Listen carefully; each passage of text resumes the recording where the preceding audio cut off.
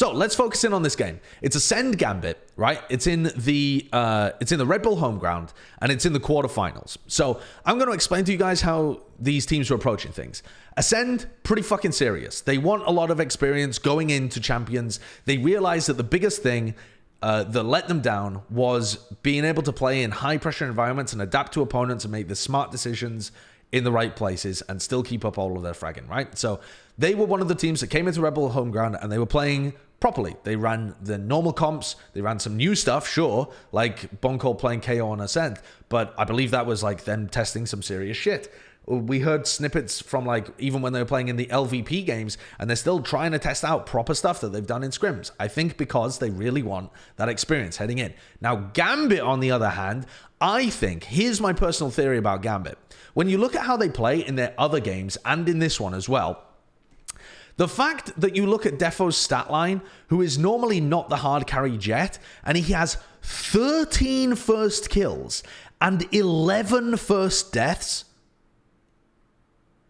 says to me, just from the stats themselves, that they are trying a very different style.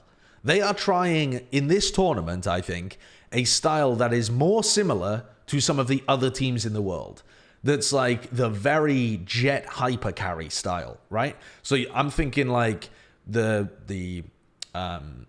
how Tens plays in some of the online games where it's, you know, the team's built entirely around him, or actually not even some of the online games, some of the LAN games as well. I'm thinking about like the Yay, the Buzz, the Leaf, the like these kind of teams.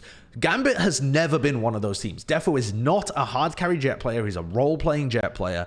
And in this game, and in many of the other games that Gambit played, even though they didn't play that many, but the group stage games and in this quarterfinal game, Defo was going deep.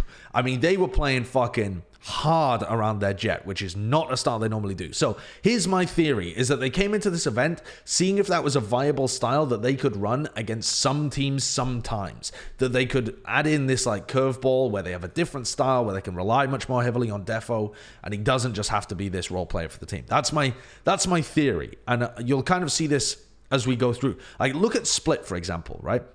They're playing Split here, and 8 out of his 11 first kills come from Split, and he has 10 first deaths. I mean, Redgar also has 6, which I'm interested in because I didn't notice that when I watched the game live. But a lot of first kills and a lot of first deaths, really heavy Jet-focused play. And just if you look at the rest of their comp, I mean, the Sova on Split is super weird, but you're probably going to be sending like Drone for Defo to play off, Flashes for Defo to play off. This team comp is structured to the point where it has to be Defo going in. Then, when you look at bind too, this is the normal bind composition. So I'm less wondering whether this was a Jet style. I actually haven't watched bind yet at all. But just again, based on the stats of him having 5 first kills, despite the fact that they lost 13-0, this to me says that they were doing some crazy aggressive shit. Just looking at the stat lines, right? We've got 6 first bloods for Gambit. And so that's nearly half. So there's only 7 first bloods over here, which means that ACEND won 100% of the rounds in which they got first kill, and they won 100% of the rounds in which they got first death, and they were pretty much 50-50 split. So that to me implies that they're probably doing some hyper aggro shit. I haven't watched the VOD yet though, but that's my thought process coming into this. So in terms of seriousness, I hope that highlights some of my thoughts as we head into this review. But let's have a look. So, does change things a little bit. And obviously, these are... Okay, so just to set things up here, this is Gambit on attack. This map ends up being a, what was it, 13-11? No, 15-13? I can't remember. It was like some crazy high thing. And just a moment to talk about ACEND's composition. They play a pretty basic comp here. They're playing the Omen. They play the Sage. It's like, it's pretty fucking default. They've got double duelists. I mean, you would have seen this for years. Years. Yeah. I mean,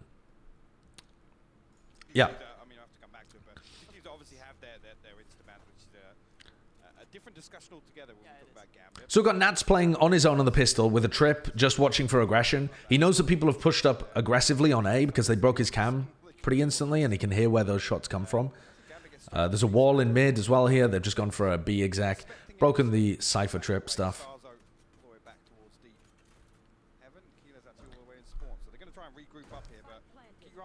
Pretty basic push, just using some of their Sova utility, using some of their breach utility. ACEND have the wall at their back, so they can go for a retake as that wall is still up. A Bone Cold Smoke just... he hit some really nice shots on the people trying to swing through it. They're trying to play off the contact of the people at Pillar. And Nats had essentially no impact in this round. So, it's a fast pop, which is not something that Gambit usually do, which is somewhat interesting. And Nats was not really given any chance of having impact because his late lurk was broken by the wall, and they're all dead because of the fast retake by the time he rotates back.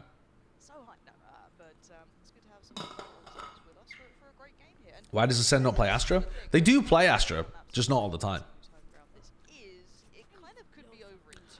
So, Gambit are taking an eco here, and it looks like they're just going to try and run a... Don't know where that recon went to. People don't normally play Sova on this map, so I don't really know where all the recons go and stuff. In fact, I didn't even see it on the minimap. Did it miss or something?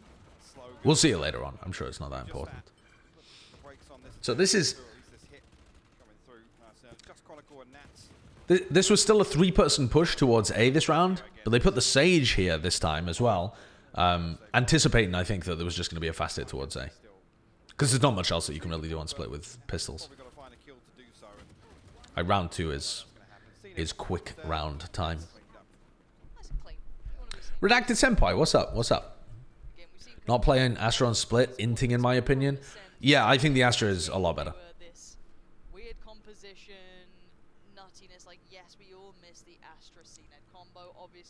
Okay, gonna skip things forward a little bit here. So let's take a look at what Gambit are up to in this round.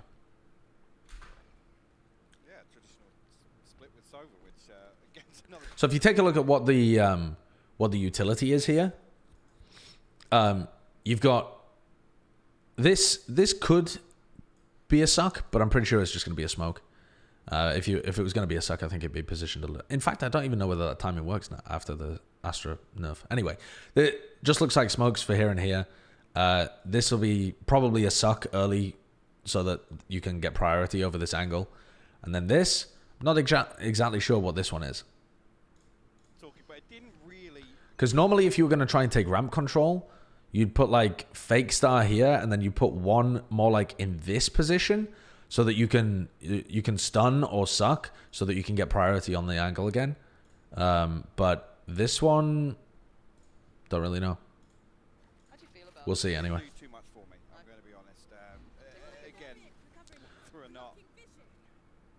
Okay, so it was just a fake smoke. Not exactly sure why. That might be something important for their default later on, but we'll just keep it in the back of my mind. So they just smoke up towards the top. Sorry, I'm just going to whip this back a little bit because I wasn't looking at the breach and Sova utility about what happened in mid. So they drone. So they smoke ropes, drone up mid at the same time as sucking on B main. B main's being fought for, right? So they're more easily going to be able to take B heaven control at this point. But look at the look at how spread Defo is from these two players. This is not normal Gambit shit. I mean, this comp is not normal Gambit either, but Defo is just out on an island right now against a bonus round, but he's pretty confident that there's going to be 2 players playing B main, right? So he knows that Heaven is going to be pretty open because there was a slow orb and the one-way playing here. So even though that could be something that they're conditioning you to just give up B main in the early rounds, at the beginning of the map, they're probably going to be fighting over this. So there's probably going to be at least 2 people here. It would be dangerous for only the Sage to be holding, in case, you know, there was like flash, drone, and you tried to re-clear it as soon as the Sage wall went down. But Defo's got up here very quickly. There could easily still be another player, though, holding stairs right now. Once they find Zeke, though, I think they can be pretty confident that the other 2 players would be playing towards A. They've heard CNED up in this position as well. Really nice push from Defo, and the fact that he didn't overpush that, I quite like. He just held, waiting for the player to come in and rotate. They're actually disassembling them this round. They're just finding them making that extra little info push as well. So what was the key in this round for winning it for Gambit? It was the fact that they reactively, or not even reactively, they were planning to take mid control with the drone anyway, but as soon as they realized that B was being fought over, they took even more space in B heaven because they know that there's going to be 2 players playing around B main. And they were smart enough not to transition it immediately into a site hit. They cleared out ropes, made sure, I mean, found the first pick. But even if Zeke isn't there, even if Zeke was holding, like, let's say Zeke is not holding ropes, and instead Zeke is holding the B heaven area here, and they've just got a trip in ropes or something, right, to try and cover it. Defo's going to be taking a duel here that he's got a decent chance of being able to win, but the eggs are really the eggs are in the Defo basket there to be able to win that if he gets contested early in B heaven by 1 player, but it's still a 1-on-1. You know, there's not going to be 2 players there. And yeah, they stunned heaven as well, just in case. This one wasn't a 13-0. This one was the OT. The 13-0 was on bind. He's not running Viper on split, a stylistic thing. Yeah, I don't think Viper's a must pick, but I think it's really powerful. I think the best comps on split probably do run a Viper, but you can win without one. You can even beat the Viper comps without one, but I think the Viper comps are the strongest right now. Viper doesn't synergize with Breach. Liquid would disagree. They've got some cool ideas about it. Anyway, so this is pretty much full buy v full buy. Keyless has Spectre, but apart from that, so we don't have any aggression towards B main this time. They've got passive information towards B heaven. Sorry, A ramp. Blah. Passive information towards A ramp with the cam. I still don't understand what this recall smoke is for. Oh, now I understand. Okay, so this recalled smoke they used in the previous round, and it seems like it's going to block off a timing for the stun and then a flash probably, and then a dash up ramp. So they're going to do an aggressive play up ramp, and I guess this Astra pull just gives Defo the timing to be able to get on the angle in case somebody's holding there and doesn't get affected by the stun, like from further back. Oh, it's a suck, actually. So previously they just recalled, but this time it's a suck. All right, I would have thought a suck would be more towards this area rather than at the back. But with the stun, this is really nice because the stun slows you down, so you're guaranteed to get sucked into this.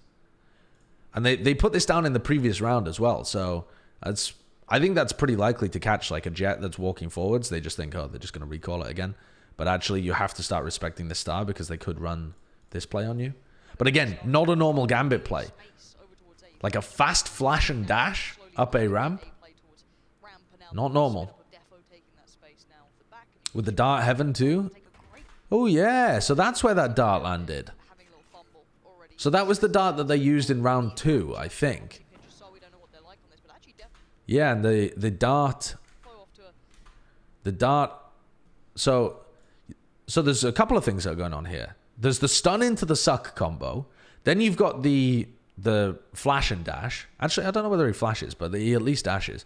The stun suck should be enough.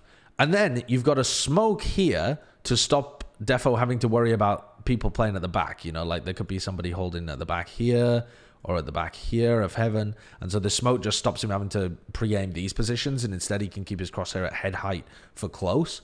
But then also they've got the recon at back heaven so that if people get outside of the smoke, there's a chance of him being able to get a wallbang kill on somebody. You know, if CNED isn't tucked behind the corner here and he gets lit up by the recon and he's behind the smoke, that's an easy kill for Defo. So even though they're doing this completely different style for Gambit, they still have all the pieces working wonderfully. I'm wondering why they've got such a fast star there as well. That's a smoke for heaven, but there's no chance they're going to be able to scale off that smoke. I mean, maybe if Defo gets an immediate kill, they could. The spike's towards B anyway. But I don't know whether this is supposed to be a fake or whether they're just making an early round play for a pick. Because this wasn't an all-in A play, right? This is just a play for an early round pick, trying to abuse the predictability of where people start. Oh no, it does look like this was an attempt at a fake, because they're trying to get in just based off the fact that there's players at A. This isn't going to work, though. ACEND didn't bite, and the paranoia there was useful. Just pushing them back. And now it's essentially reset, and Gambit have no drone and no dash, and they didn't get an early pick. And they have no mid control. They're having to contact that mid. Oof. Well, they both found picks. Oh, God. Okay. Well, actually, Zeke hasn't been punished for that. Great entry from Nats. Well, that was... This round ended up being a bit of a rifle skill round, but also they cut noise in B and in mid and contacted on mid, and they forced peeks out of the players on B and forced peeks out of the players on mid as well. The fact they win both is huge, but yeah, Bone called peeks here because he wants to gather info of whether or not they're close, and then who was it? Starzo peeks here because he wants to gather info to see whether they're pushing up mid. And so that was more classic Gambit. Bit of a cut noise, force information plays out of your opponent and punish them. But Defo hit a gorgeous shot. Don't know what the other one looked like from Redgar, but pretty huge. All right, what does ACEND do then on this eco round? So CNED isn't worried. It's an eco round. He doesn't give a shit about that star that's down there. He doesn't have to respect it this time. It's just getting recalled. They have good information at A as well. So they went for early info A. They've got that cam. This cam is going to give them pretty good information. I think that should aim to break this at some point in the round. But instead, they're just going fast. I mean, I wasn't expecting Gambit to be playing this quickly, so I'm not even looking at Garage.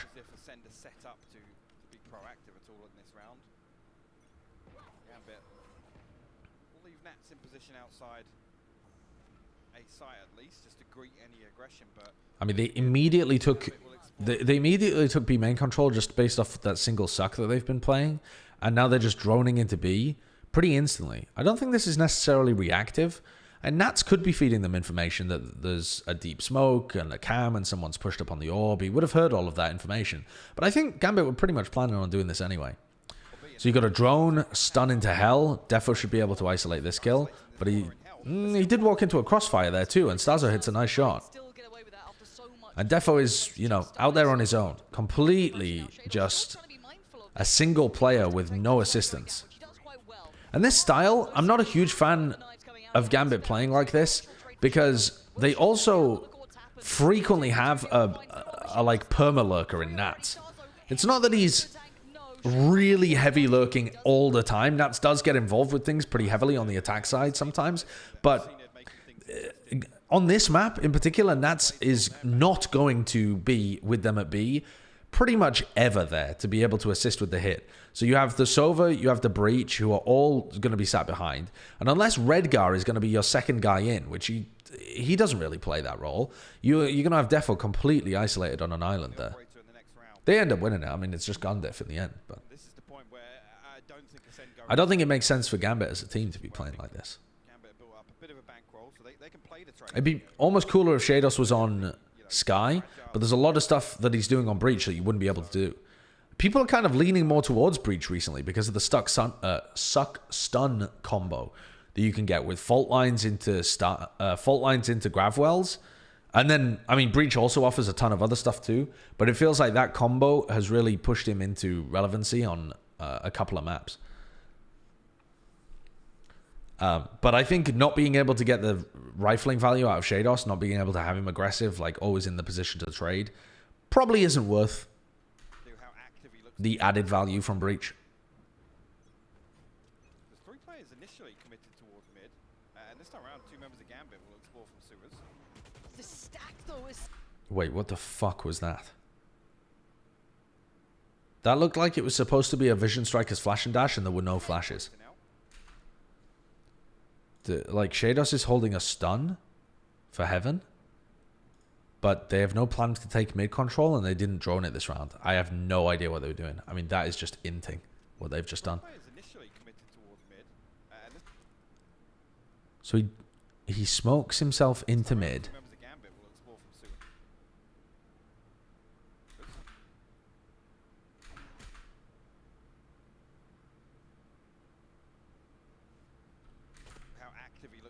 this operates. I guess they stun Mail this time? There's 3 players initially committed towards mid, and this time around 2 members of Gambit will explore from soup. I think this is absolutely bizarre. It's not even the aggression, though. Like, there's 3 players in mid right now, but even if there's no one there, why are you dashing up mid in the early round without... Who are you trying to kill? Unless they are hard reading there's a player right here. I think this has got to be a punish on the Sage wall, right? I think they've put a star here and they've stunned. I think the only thing that makes sense is he's trying to dash to punish a Sage wall. They think...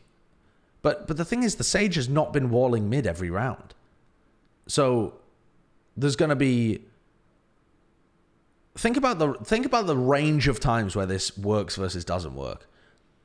Doesn't work anytime they're aggressive. You know that CNED has enough money for an op, and so they're quite likely to be playing mid this round. That is a read that you could make. They're unlikely to be walling mid if CNED has an op, or at least they're less likely. They could still, of course. He could be opping B. He could be opping ramps. He changes it up. But it also doesn't work if they're playing aggressive and walling A. And it also doesn't work if they're playing for B main control like they did in the 3rd round. Was it the 3rd round? 4th? Something like that. So this seems a little bizarre. It's like a hard read to punish the Sage.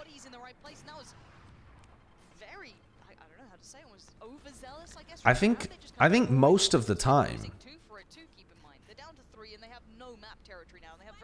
I think most of the time that utility is not even good enough to be able to guarantee the kill on the Sage. And a lot of the time there, you've just used your dash and put Defo in a position where he's got to outskill somebody that's dodged the stun. Like, why not even flash? Maybe they did flash and I just missed it, but I didn't hear one. And I didn't see one. And no one was flashed. That feels like a strat that's got some serious holes in it. And not just because it failed. Oh, that's unfortunate.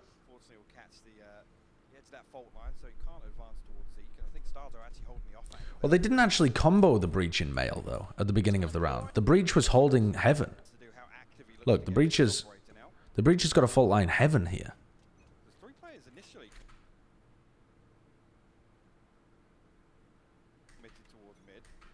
Look, at the beginning of the round, look where he's charging it up. He's charging it up like the fault line that goes all the way through here. He's not going here. And this time around, 2 members of Gambit will explore from sewers. Yeah, I don't know. That's a bizarre one. They're down to 3 and they have no map.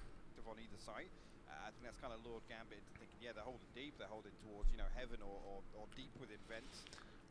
I think the problem also there is, I think these kind of ideas are designed in the early half of this map to make ACEND scared. So, like, you know, the flash and dash play that they ran up A ramp is supposed to make you scared to contest A ramp early. So it gives Nats preference. So the idea of, like, conditioning your opponent is a lot of the time that you want to accomplish some goal later on, okay? It doesn't benefit you to condition them to fight over areas you want to be using in the latter half portion of the half.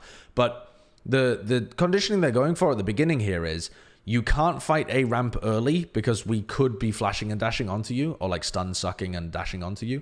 And that in the later part of this half is going to allow Nats easier access to A ramp to create pressure there. And in fact, you know, like this kind of setup is already doing that. This is supposed to stop them from playing Sage utility early in mid, I think. Or opping from Mail or something as well, because I think occasionally CNED would opt from Mail. But it just got so thoroughly dismantled that it doesn't even accomplish that.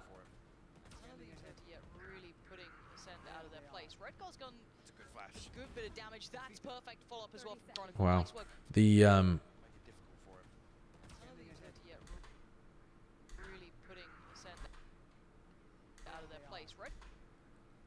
Fault line, so he can't advance towards Zeke. And I think I don't know why they don't flash and recon at the same time here. But it accomplishes the goal no matter what, anyway. it's a good flash. Good bit of damage. That's perfect follow-up as well from Chronicle. Nice work off the back of it. The initial utility didn't do really too much about it, but Zeke does still have the chance to spring to action. He was kind of held back by a little bit of that presence, but now it's going to be Chronicle. Wait, hold on. That was getting a little... Okay, let's skip forwards. It's a hefty old lean towards A as well. Yes. Yeah. There was enough time there, actually, for Starzo to break the recon, but I don't think you expect recons on this map most of the time. You're just not thinking about it, because it doesn't happen very often. Okay, this is a heavy A lane, but ACEND have also swapped up the players that they're holding here. I'm not sure what ACEND's game plan is on this round. Like, I don't know what the Omen and the Rays would be up to. But either way, whatever they were planning, as soon as those Astra Stars go down, they got a different idea. So this is just another really fast hit. They didn't see where the paranoia came from. And Defo gets isolated and dies. They trade 1-for-1 because they know where Bone Cold was, but this is not going to work. And again, this is a fast round. Gambit don't usually mix these in too much. Definitely feels like they're doing a lot more fast early round stuff than usual. I mean, ACEND has a much better angle there. But that fast hit got boomed. Okay, early flash to get on this angle because they're worried about ACEND opening it. A drone, and again, this is really fast into B. The drone manages to tag somebody, but they just get caught by the trips. I mean, they already tagged the Cypher. They knew the Cypher was here. But he's in the drone, so he can't shock dart, and they're trying to follow up on it really quickly.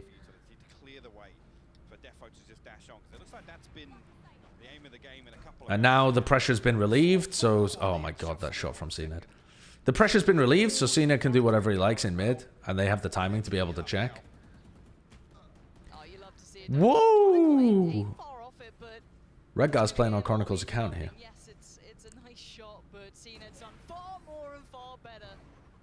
Gambit playing like Liquid in Iceland? A little bit. A little bit. So, is this Gambit timeout right now? I mean, the biggest thing that they're struggling with is that they're not taking map control early and getting info before they exec. They're just execing off the rip. They didn't know that the Cypher was playing B that round before they just decided to fast push B. They flashed off the rip to gain priority on the angle because they thought ACEND might be there, I guess. And then they just immediately pivot into drone pushing into B. I think you need to be feeling out where ACEND are holding so that you have a better game plan for how to support Defo. Defo is 2 and 6 right now. And it's not really because of Defo. I mean, one of his deaths, I guess he doesn't check the right-hand side and dies to Bone Cold, but he has so many different angles to be looking at.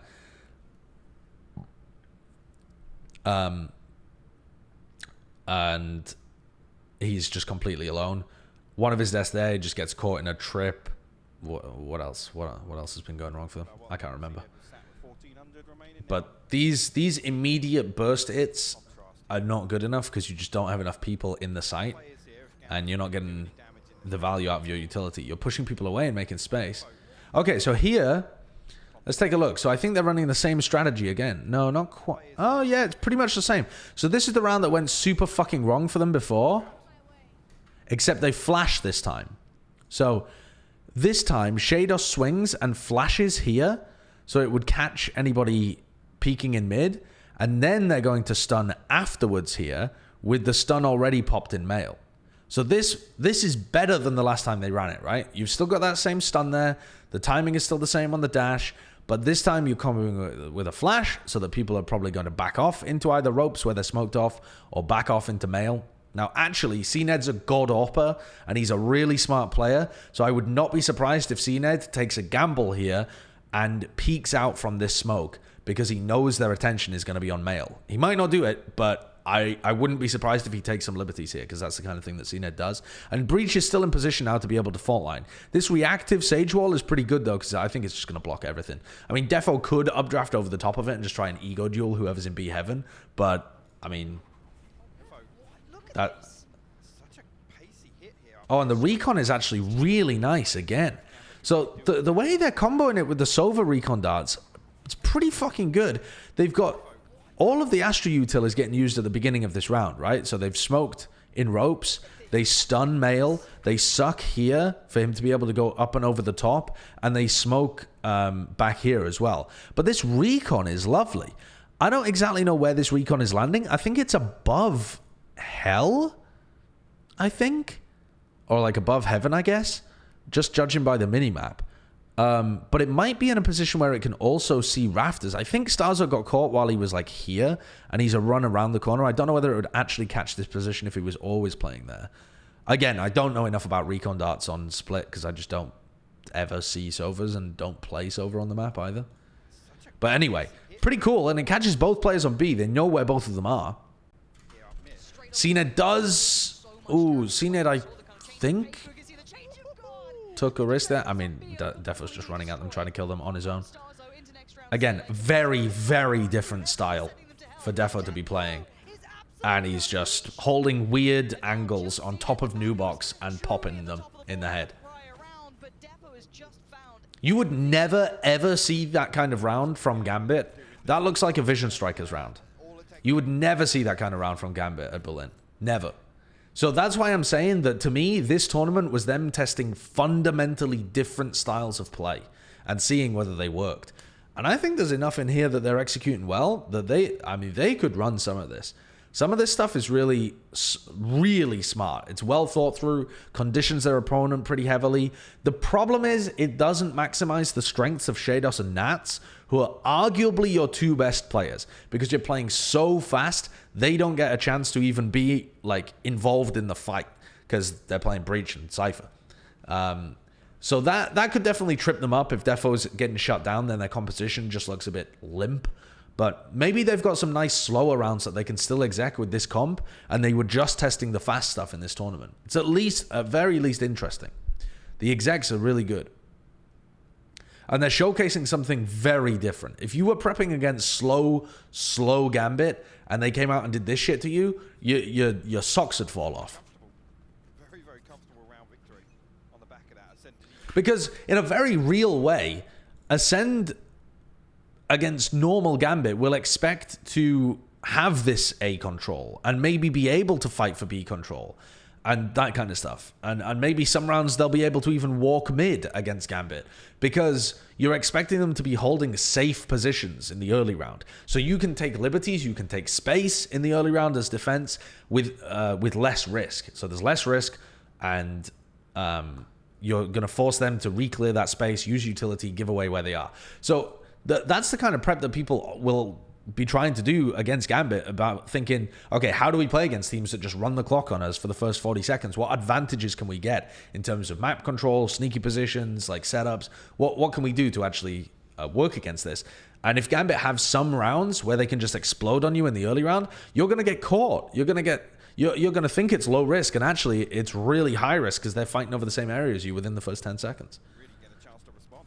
No, and it looks like there could be an early scrap here, but Defo is just continuing this sort of level of pressure. I mean, again, Defo is just... can we take a look at the positions here? Defo with 3 Ascend players, and then nobody else that can possibly help him because he updrafted over the top of a wall. So, I mean, it's so wildly different to their usual style of play, to the point where this kind of exec is something that, like, the Vision Strikers and the... Who else even plays like this, man, with the constant flash and dash and stuff? I don't even know. Like, some of the fast hits from C9 are a bit like this, I guess, but not on Split. Like I don't know. But anyway, most of those teams wouldn't even fight like this. Like, because their setup here is to try and punish... Again, it's the same stun suck kind of setup that's going on in A Heaven. And most teams, if they were going to run this, I think they would cancel. If they see the wall coming down here, they'd break the wall and maybe try and reactively pivot into a B heaven push or something like this. But Defo is committed to selling this. I mean, it's the same kind of fake, I think, because they've still got the spike towards B. But they are committed to selling this. The thing is, I don't think this can ever be sold as a true fake, because this wall isn't going to get broken, because Defo can't like turn around and start breaking the wall. And these guys are just backing off. So, I don't know. This round looks like it's going to be a clown fiesta, but again, interesting because it's just so opposite to what Defo would usually do.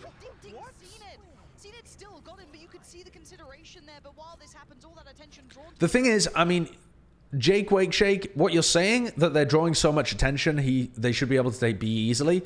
Sure, you're still expecting 2 players to be around B, I think, in this instance. And there was one in mid and one at B. So the fact they've killed the mid player, yeah, now they can feel pretty confident about being able to take B. And yeah, they can play more aggressive up mid and stuff. But these guys are also going to, as soon as they've dealt with Defo, they are going to be immediately going B. There's not a fraction of a thought in their head that this is a real push into A. They just have to deal with Defo and then move on. And Defo can't stay alive for too long because he's fighting 3 people. So these guys really don't have that much of a window to play post plants. Like, they're probably going to be able to get into the site. They're probably going to be able to kill Keyless.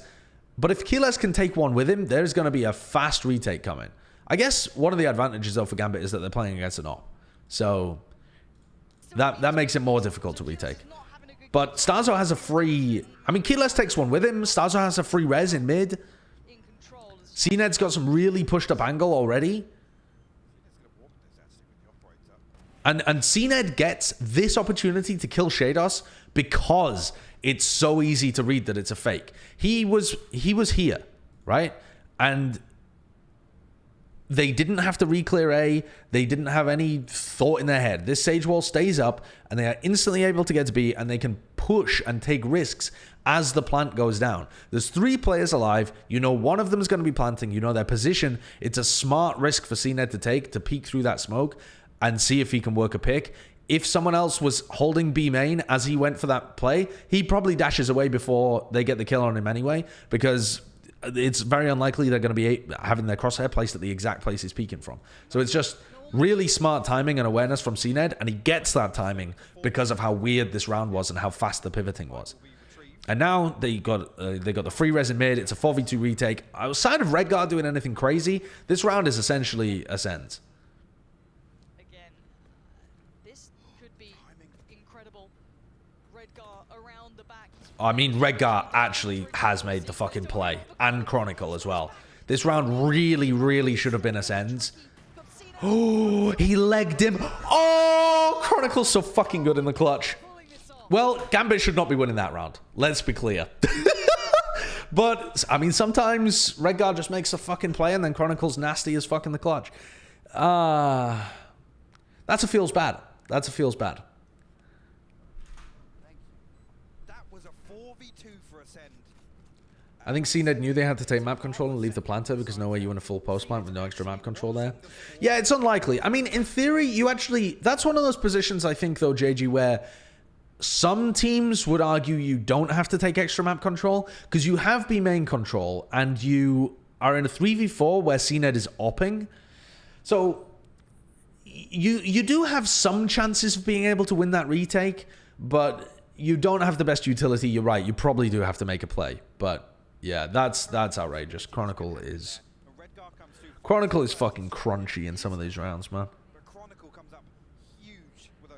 The guy is genuinely different to other like Sova Viper players though. He doesn't get crazy consistent value every single round like some people like Crashies or Shaz.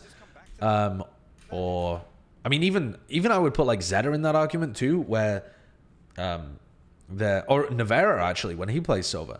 But when Chronicle gets impact, he just wins the round outright.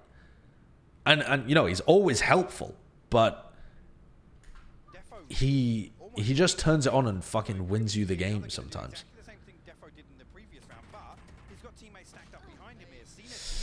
Yeah, and look, this is the same play again. I kind of dislike they're already, to me, they might be just scrimming this. Okay, but to me, if this was a serious match that Gambit cared about, you'd be wanting to slow the pace down towards these final rounds.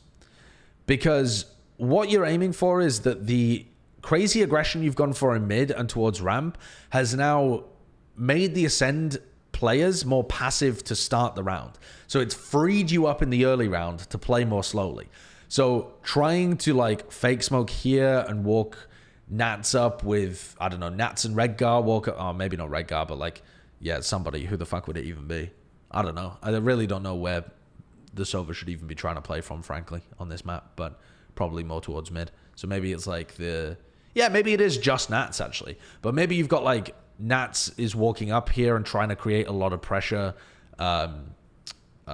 in these final few rounds. But running these fast plays over and over and over and over and over again makes you way too predictable, and it kind of removes the purpose of the conditioning anyway, because they're getting value now from being conditioned, right? The idea of conditioning is that you force them to adjust their play style, and then you punish the adjustment. And the punishment here would be you're playing too passively at the beginning of the round because you're respecting us. So we're now going to play more slowly and take that space for free without using the utility. But what they're actually doing is, because they're still using the utility and still doing the same thing every time, it just becomes the correct response rather than conditioning. So I don't think they would do this if this was a normal match. I think they're just scrimming these fast execs.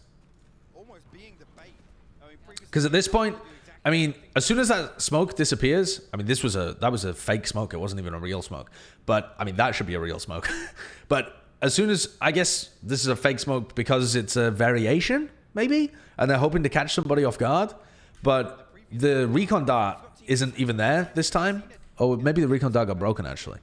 Did the recon dart get broken? No, there was no recon dart.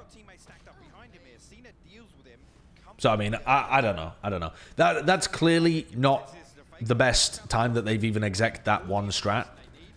It seemed like they were just trying to catch somebody off guard, but it's such a high-risk play. Because Defo is then contesting against many different sightlines in A Heaven, and the stun suck found no value.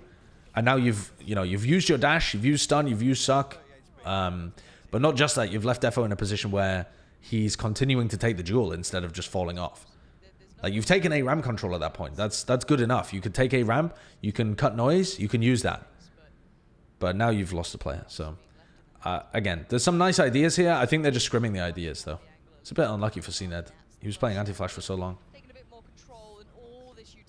This breach utility is good, though, for them to take a Heaven. This is where you would normally expect Gambit to cut noise and maybe end up going for a re-hit with... What the fuck is the recon doing there now?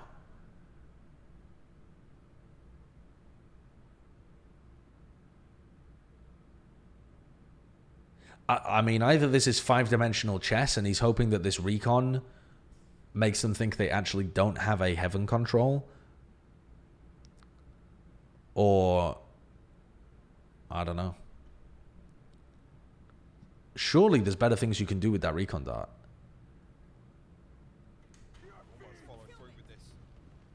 Bizarre.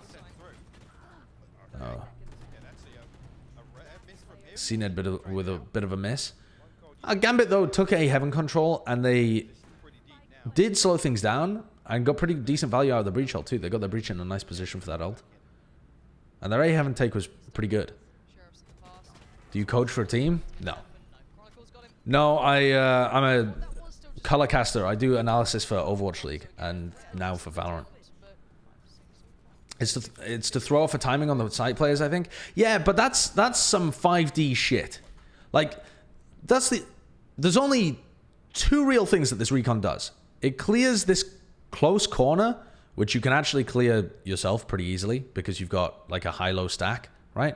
One player can jump up on this box and another can swing around the side, and this player in the corner is fucked.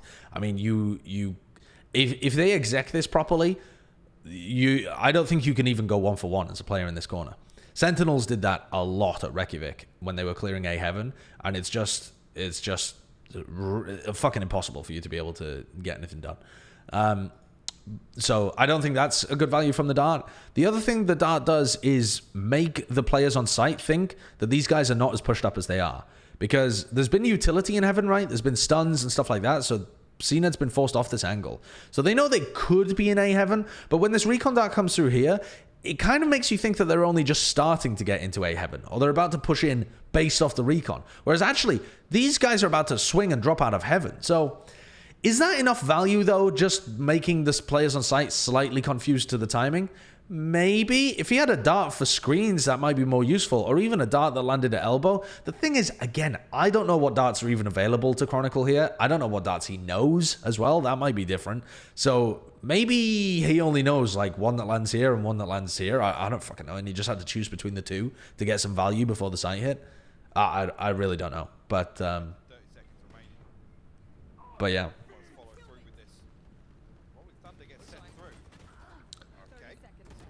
Still a pretty good methodical take. I think this round would have been improved by Defo not immediately challenging on a ramp. You know, once they took a ramp control and Defo realized that he has no dash in that situation, right? So he can't take as many risks. He's not like classic Jet, can just fight anything and dash away. So he's in a ramp with a fake smoke. If the stun suck doesn't catch anything, he needs to be getting into a position where he's only fighting a single angle, and instead he was fighting like three. He was fighting left side door, right side like tucked, and back. And your crosshair placement has to be so different for all three of those angles. So that's, I mean, gonna get fucked. Anyway. That recon is useless because they heard Nat's trip spawn. Oh, did he trip spawn as well? Sure, yeah. I mean, that's bizarre.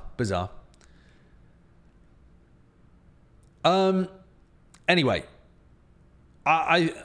let's take a look at the final round. This has been an extremely successful attack half for Gambit, and I don't even think they're playing at full brain power. I don't think they're playing at full brain power here, because I seriously think playing fast flash and dash stuff, and then if it's successful, calming it down for the later rounds would be really effective at conditioning opponents like Ascend, especially the way that they're playing with the Sage and with the op so much. So final round, they have Astral Wall, which would be pretty decent for like an Astral Wall exec into B. I could see them doing. They could do an Astral Wall exec into B, and they could still run like some. I mean, like, if I'm trying to plan around Astral Wall here, I'm thinking, okay, well, we ran this play before where we flashed here and droned through, and we could Astral Wall like this, and we could still chase the drone if we have good info, but it makes it much more difficult for them to follow up on trips, and our players can still hold here. You know, if you have the Astral Wall here, you can still plant at this position. They can't follow up on any trips that are close. So if Defo gets caught on one, if someone swings back sight, you're much more likely to be able to trade it out compared to a sight line that you can't see. If the trips get cleared, you can still follow the drone past your Astral Wall if you really want to get aggressive and hunt the anchor. And then you can play post plant with like your classic lurk through mid or something. So those are the kind of ideas that would be coming to my mind with Astral Wall, but I have no idea what they've got planned. We haven't seen an Astral Wall exec from them, I don't think. I don't think they've even used the ult this half. Yeah, I think that dart does take a long time to land. Just where... Wait, let me... Hello? Okay. Getting to the beginning of this round. So where are people positioned here? Looking like there's going to be maybe a fault line onto ropes. And then... I don't know what the fuck Defo is planning on doing.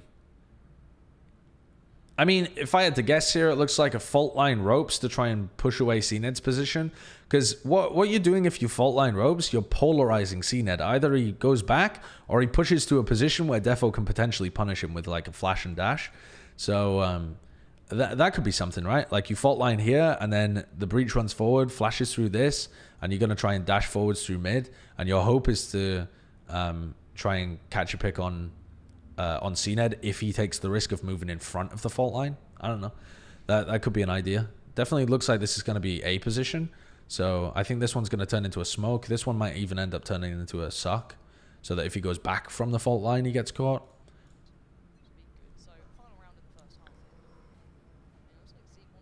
Don't know where this fault line went. don't think this fault line is positioned accurately, because he's fault lining like actual ropes. Final round in the first half. Yeah, I mean, he's literally fault lining ropes. So this is... So what Gambit are going for here is... They're going to dash up mid with a smoke here. And they're going to stun suck ropes. So I think what they're hoping is that a player in ropes is going to fall back. By the way, I really need two different names for this room and this room, but I don't really know what to call them. Is this one called Vent or something? I don't fucking know. There really needs to be a different name for this, but I don't know what it is. So, Vents and Ropes. Sure, Vents and Ropes works to me. I always call this room Rope anyway, because there's a rope in there, but it doesn't really make sense when it's attached to another room called Ropes. So, literally, it's sussy. It's not called sussy. Shut the fuck up. It's not called sussy. Who the fuck calls that room sussy? Anyway, at Vents. So, like, they've got a suck here at Vents, and I think Gambit are hoping that the player will most of the time fall back into ropes and get caught in the stun suck, and Defo will be fast up mid and be able to capitalize. I don't like that, though, because I don't think one suck is enough to force somebody to drop back into the rope room. And I think a lot of the time you're just going to have an AWP push forwards and you don't have a flash here and there's no other utility and Defo is just going to die. So I like my idea that I presented about 100 times more than in fact, they can't stun suck anyway because they've used the suck in ropes. In Vent, what am I talking about? So I don't even know what that extra star was there for. Maybe I've got it wrong. Maybe there's a suck here and a fault line here, and then a stun here. That would make more sense for what Gambit was doing. Because otherwise it makes no sense. Otherwise you're overlaying your fault line with your stun, and that's just nonsense. So the fault line must have gone here. I couldn't exactly tell from where the breach was positioned, but the fault line must have gone here. So the idea is if you run out of the suck, you're getting fault lined, and if you jump into ropes, you're getting stunned, and Defo's going to be able to follow up on any of that. Which is an interesting idea.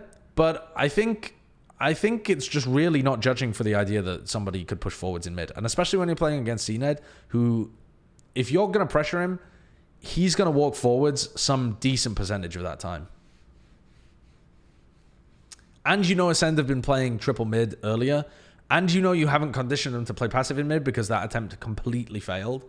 So I don't think that this makes sense either. I think this is, again, them just like essentially match testing an idea that they've come up with in scrims, and hopefully they've adjusted it so that their utility looks slightly different. There's the core of a good idea there, but the actual way that they're using it, I don't think works in reality. Nevertheless, they've managed to take A off the back of the Astra Wall. They've just essentially run into A. What did they do? Just drone behind Astra Wall or something? No, they've saved their drone. Wait, what the fuck did they use?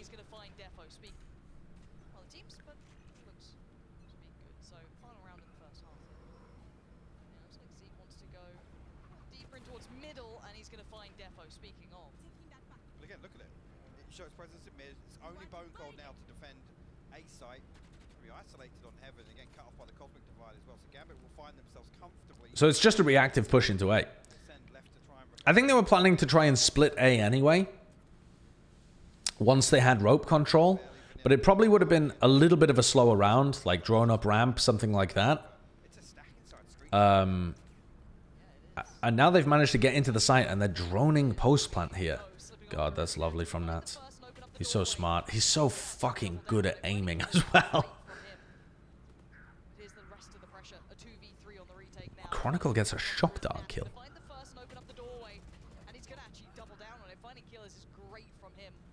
Chronicle gets oh, Chronicle shocks.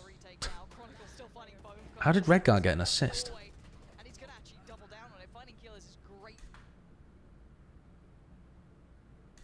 Wait, he shock darted him twice as well. The first shock dart took Bone Cold down to like 5 HP, and then Gambit threw a second one. Chronicle threw a second one into the smoke. Why does Redguard get an assist though? Does Redguard get an assist just because he's sat inside the Astra smoke? I don't think Redguard did any damage to Bone Cold. He didn't suck him or stun him. That's weird. Here's the rest of the pressure. A 2v3 on the retake now. Chronicle still finding Bone Cold. This is not looking God, pretty. Redguard just actually banged Zeke out as well from backside. And Redguard and the rest of Gambit keeping control in the post. Well, I thought ACEND would be given a that was an extremely effective round as well. That look at how they traded up here. Look at this. They went 3 for 1 with their post-plant screens push. Mostly because they had drone. Drone is so fucking powerful. And it's still really powerful on split too. It's just about being able to get more value from it than using it mid every round and it getting broken. But Chronicles over here actually looking pretty good. Definitely the best Sova play that I've seen on this map. I mean, not that you see very much of it, but like Shao played it in the past. And FPX had some okay ideas. You get assists for smokes. I didn't even realize you got assists for smokes in this game. little bit of room on. They'll give it nothing. Absolutely. I mean, Gambit play that textbook. If Platchat With a man down, gets the co-streaming rights, we'll be co-streaming all day. Every day. Don't worry about it. We will not be limited. kind of stabilize, right? Get in position I still don't have anything to announce, but I can tell you that. on the back of Nats and Chronicle there inside screens. It's Boaster has been talking about Sova split a lot. one kill or slow Really? things down on the way back in. So I still... really, really well done by Gambit there to convert. Dude, Sova split could theoretically match up very nicely against teams running a lot of Viper on this map.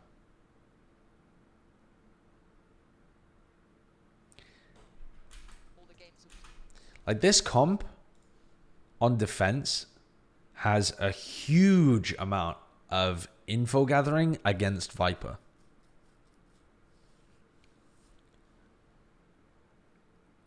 So you know when people put their Viper wall down like this, for example, or like this. Well, kind of like that one, but what's the fucking other one that they do? It's like this kind of wall or something. Can't remember exactly where it is. These kind of Viper walls that cause the players to struggle to gather information. Cypher's really good because you can place trip here. Actually, let me do it in a different color. You can place like a trip here, or you can put, you can put cam here. You can try and put a cam aggressive here. You could put aggressive cams in B main, for example, to try and counter this one. You can put trips here. You know, it's good to be able to place utility on the other side of the Viper wall to be able to know whether or not it's a fake when the wall goes up. Because if the wall goes up and they don't break your stuff, well, it was a fake. You don't have to use any more utility. If the wall goes up and they break your shit, well, now you actually do need to respond to it. So that's really good. But just also having the Sova to be able to drone or recon to counter certain Viper fakes seems like it could be pretty useful too. I don't anticipate anyone other than Gambit and maybe Fnatic if they're off the goop running Sova on this map. But in theory, against certain opponents, if you've got some great ideas, it could work. It's definitely not crazy. Anyway. so far, this is the likeliest one to go the distance, but again, it starts here. Oh. Home ground map coming If Nitro leaves 100 Thieves, what do you think about 100 Thieves getting poised? Would fill the Sentinel slot and the IGL slot. likeliest one to Do you think Poised would leave Rise, a team that's on the come up, for a project he's not even sure is going to succeed? Maybe. I mean, it's 100 Thieves. He's got clout. He's got Ethan and Asuna to play with. I think it's unlikely that he leaves his brother and the project that he's been working on unless he's offered the fat bag. But I guess it's possible. Honestly, I would have said the same about Giants. And the Giants players got shipped off to G2 all the same. I feel the same way about Poised going to 100 Thieves. Actually, no, I don't. I feel better about Poise going to 100 Thieves. But yeah, I mean, I literally feel like it's more feasible that Poised would want to join 100 Thieves than the Giants players would want to join G2. And yet, the G2 Giants move is looking like it's going to happen. Looking like it has already happened, basically. Sometimes money talks, and it's not always down to the players as well. If Rise really want to make that move, then it might just depend on what contract he has with Rise, too. I mean, it's unlikely you ship a player where they fucking hate the idea of it, but if they're open to it and it becomes more down to what the org wants, then maybe. What about Shanks on 100 Thieves if Poise also joins? I mean, I don't think that would... No. Well, no. Maybe Shanks and Poise would want that, but I don't think that would make sense from... Listen, 100 Thieves are in a weird spot right now, so I don't fucking know. Okay, let's take a look at what Gambit are doing on defense here, too. So Defo's just challenging mid early. Defo drops back to another angle. I would have expected that this would be a much better setup by Gambit. Something like, for example, Defo takes early contact. That gives them the timing. Then Defo's going to set up contact and get re-flashed in by Shados.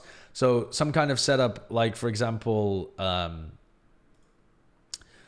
so Shados is holding like rafters here, let's say, and the Jet's going to take contact here on this far angle, right? Like on the very tip of rafters. And then when the Jet takes contact, you flash, and the flash pops around here.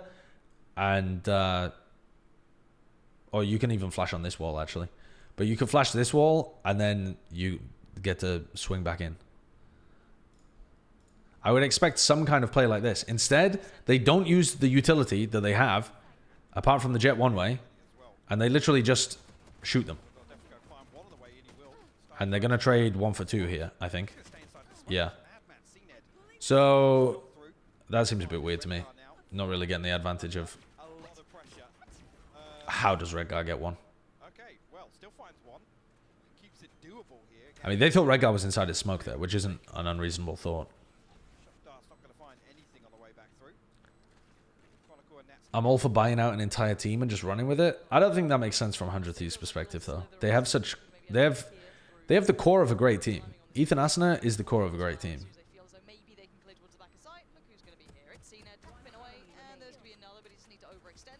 Yeah, this that B Heaven hold was a high key cap. You expect a lot more from Gambit. There's got to be layers to your hold, right? Like, there's got to be a... When Defo challenges mid early and he sees people and then he drops back, there's got to be some kind of play there between the two of them. And there isn't. I mean, they were just holding the jet smoke. Maybe they just didn't think they'd... Maybe they didn't think they'd push the jet smoke, so they hadn't set up yet. But when they've already done a bit of damage to Defo and they've committed into rope. God, CNED is 20 and 8.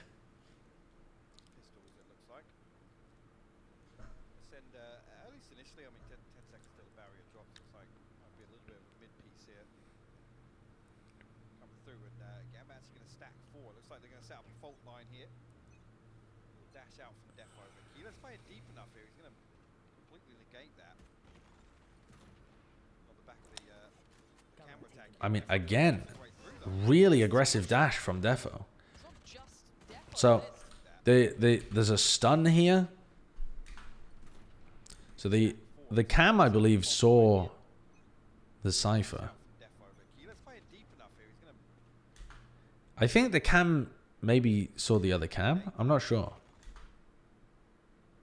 Seems like they were holding the stun until someone broke the cam. So yeah, I think that the cam sees the Cypher, or at least like they know the Cypher's there. And Defo just dashes at him. I mean, you've got to assume that he's stunned. And you know he's in the cam, so it's not crazy to go for that. They go for one. They go 1 for 1. That's pretty good. I am doing all right, thank you, Rambo Jam. How are you doing? How's your day? Buying out people that are doing hot right now is super short-sighted, in my opinion. Well, IGLs are not easily acquirable. So it's not so much that Poised is hot, it's that You don't really get the pleasure of seeing what's in front of you. trying to get anybody that has proven themselves is going to be difficult, and he's a great option. The weekend soon? Hell yeah. Hell yeah. They're actually doing a decent job of finding Defo 1v1s. Yeah, they actually have been doing well. I don't think that's going to be their full playstyle for champs. I'm just saying that's what they were doing in this tournament. And I think it's so different compared to what they were doing at... it's so different compared to what they were doing at Berlin that it deserves highlighting, because it indicates that it's an option that they could add to their style. If they think that their old, slower style is getting figured out, they could easily add a lot of this stuff in and be way deeper. Will Gambit be dominant at Champions? No, I think that's very unlikely. Gambit will dominate their group. Gambit will look dominant at Champions. But I don't think they'll actually dominate the playoffs.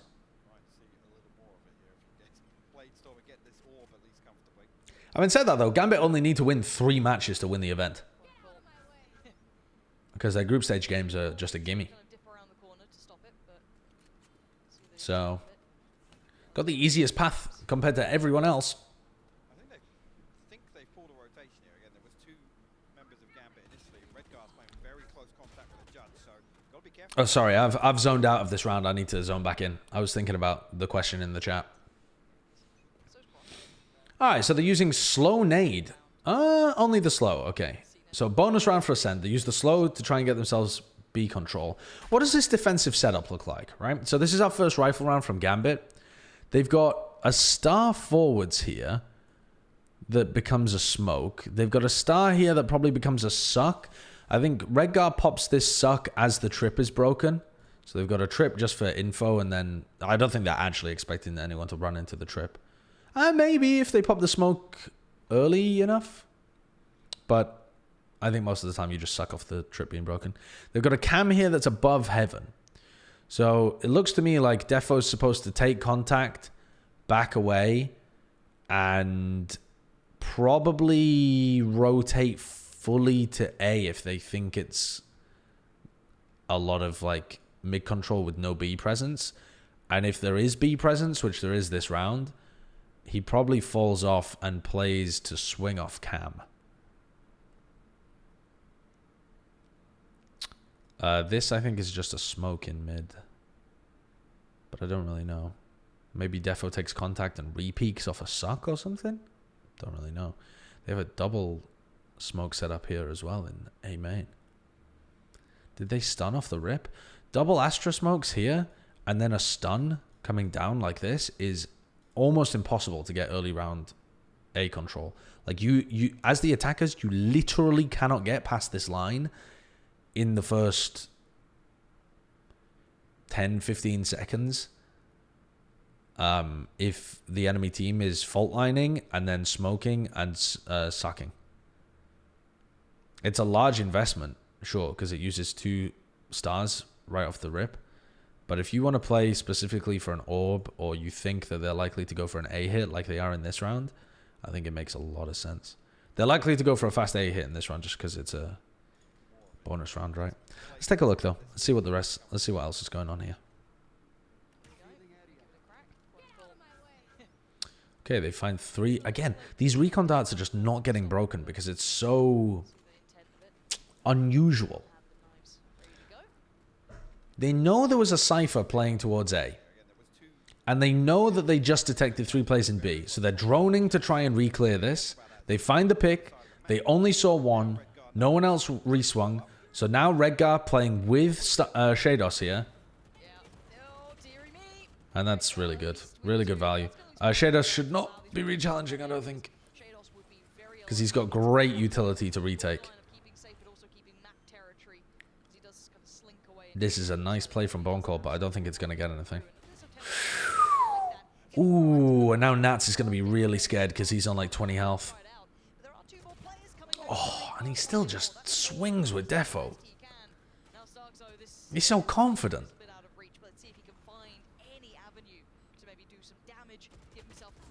Unfortunate. Unfortunate. Well, not unfortunate. Well played by Gambit. And the Sova again found extremely large value. The recon didn't get broken, and it found 3. I mean, in a world where everyone plays against Sova on this map, that recon dart probably does get broken with a high level of frequency. Like, if you were used to it, you'd be waiting for recon darts to land here or land along this wall. But people don't play against Sovas, so people never, like, why would you be pre-aiming that wall? Except if you're expecting a recon dart, which people don't because it's not baked into their brain. But the Sova found huge value because also they redrawn this area to gather info after the recon dart has passed. Nats re-clears, manages to find a kill, and then they just know it's an A hit. Shados comes to try and support Redgar. Like, that round works perfectly. Hey, Mackendam. You are once again joining me from the living room TV. Hello, Mackendam's living room. You're 1 game away from gold? Is that a good thing or a bad thing? Have you got there by climbing or got there by losing? Because the smile indicates that you're happy, but also that's a good thing. Well done, Everett. Well done, well done. Those are your 2 favorite teams, Rambo Jam? I like both of these teams, but I've been getting less hot on Ascend recently. I think most other teams have way better ideas of like game plan setups during the round. I think Ascend loosey-goosey almost to a fault at this point. I think the game's kind of leaving them, and Sentinels play a somewhat similar style. I think the game's kind of leaving them and Sentinels behind a bit, but I'm willing to be proven completely wrong at Champions. Sorry, let me rewind. So we've got Redgar again here with a judge, and he's going to be playing in B. So they're going to use the fault line to take B main control. So they have fault line double suck, or not double suck, fault line double star. So, you know, one of them can be a smoke, one of them can be a suck if they get pressured here. They still have double star set up towards A, so it looks the same from the Cypher's perspective. Redgar jumped past that. Redgar's using his classic there to make sure he doesn't give away that he's holding close with the judge, but I think that's pretty likely. You know, the guy with the judge survived into this round. Oh, sorry, no, he didn't survive. He died, didn't he? So maybe they don't know it's a judge.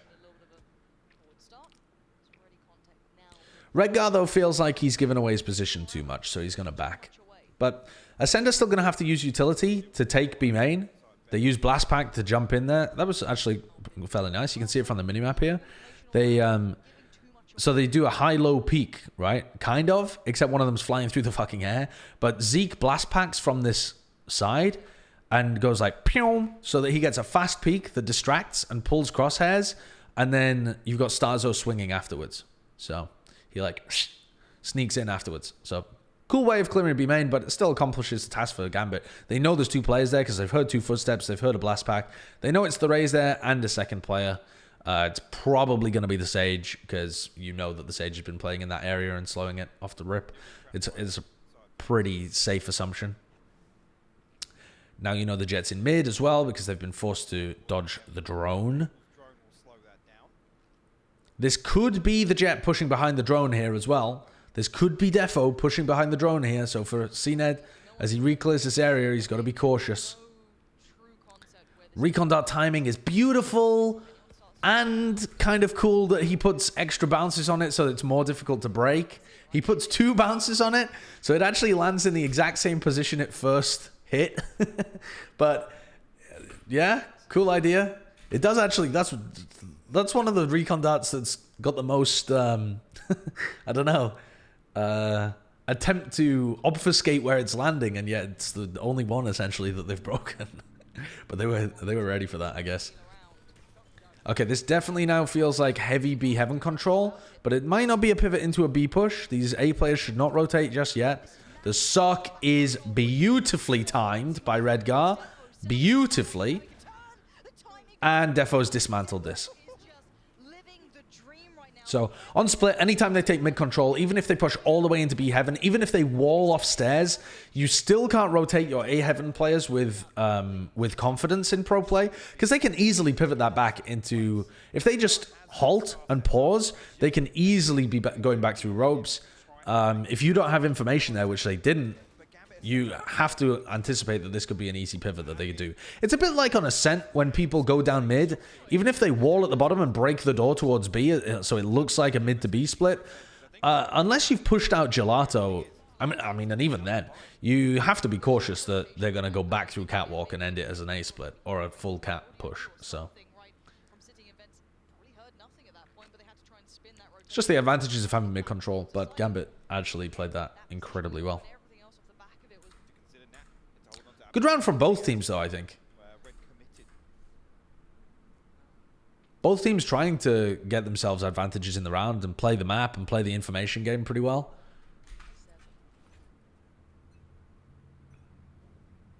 If you're trying to think about this from ACEND's point of view, where does the weakness appear to be in Gambit's setup? They have a pretty devastating early A main control if the breach is playing there. And you don't, if you all gather up at A, and then the breach doesn't stun early, that doesn't mean they're not there. I mean, you'd have to still have other people around the rest of the map to discover where the breach is actually playing from. I feel like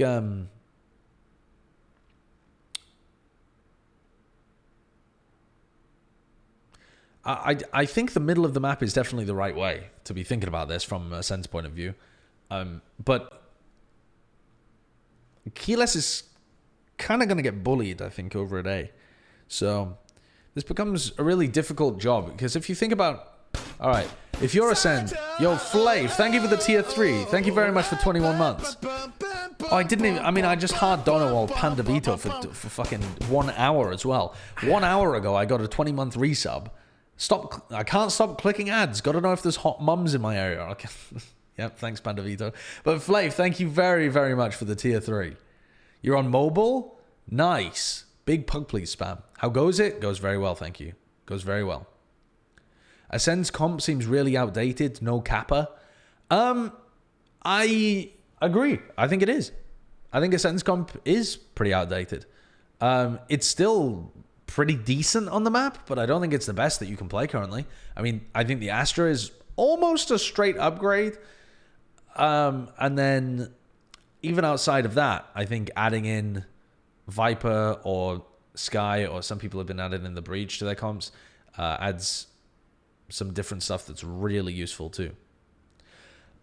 Streamer, say my name. I did. Pantavito. I did. I said your name. Sorry for Donowalling you. Anyway, if you think about this from a sense point of view, right? You probably want to be taking pretty heavy mid control, because from the rounds that they've played so far, it seems like the B Heaven hold is pretty weak. They got into B Heaven easily on the pistol. That round they got full B Heaven control. They just decided to pivot over to A. So this area of the map seems pretty achievable in terms of being able to get early to mid round control, right? This area seems pretty decent. The question is, how do you get this control whilst also having people on an extremity that you can push from? So you can play your Sage with a slow or your Raze to be able to control this area early on. They have sometimes been re-droning this though, so that is going to give them a lot of information in the mid round if you fight over there and you've got no presence towards A, but that could be feasible. You could fight really heavy B and you could probably contact up. It's been that weak in mid. But as soon as you start thinking about A splitting, you can get the majority of your team into this position pretty easily, at least you think you can. But trying to get anyone, even just a solo lurker, to come through here seems hard. And so I'm trying to think what their decision making would be. It might just be based around the breach, because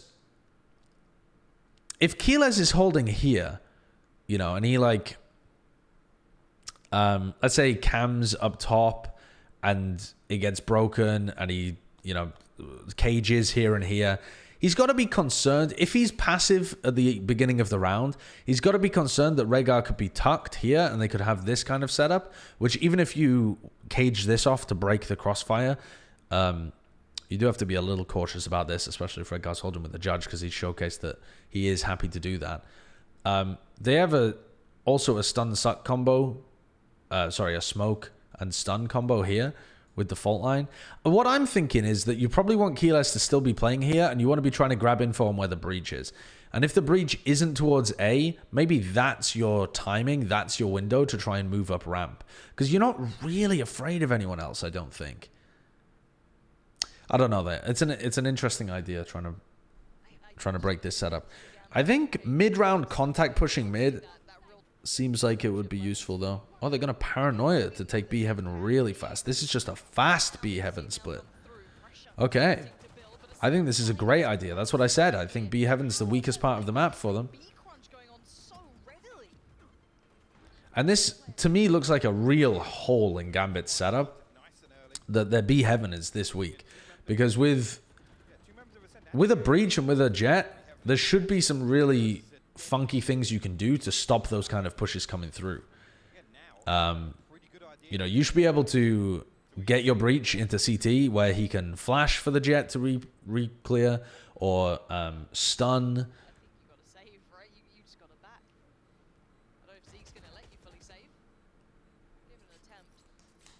But yeah, I mean, ACEND have just won this half by round simply by running into B Heaven. Is it smart to use all 5 Astra Stars pre-round?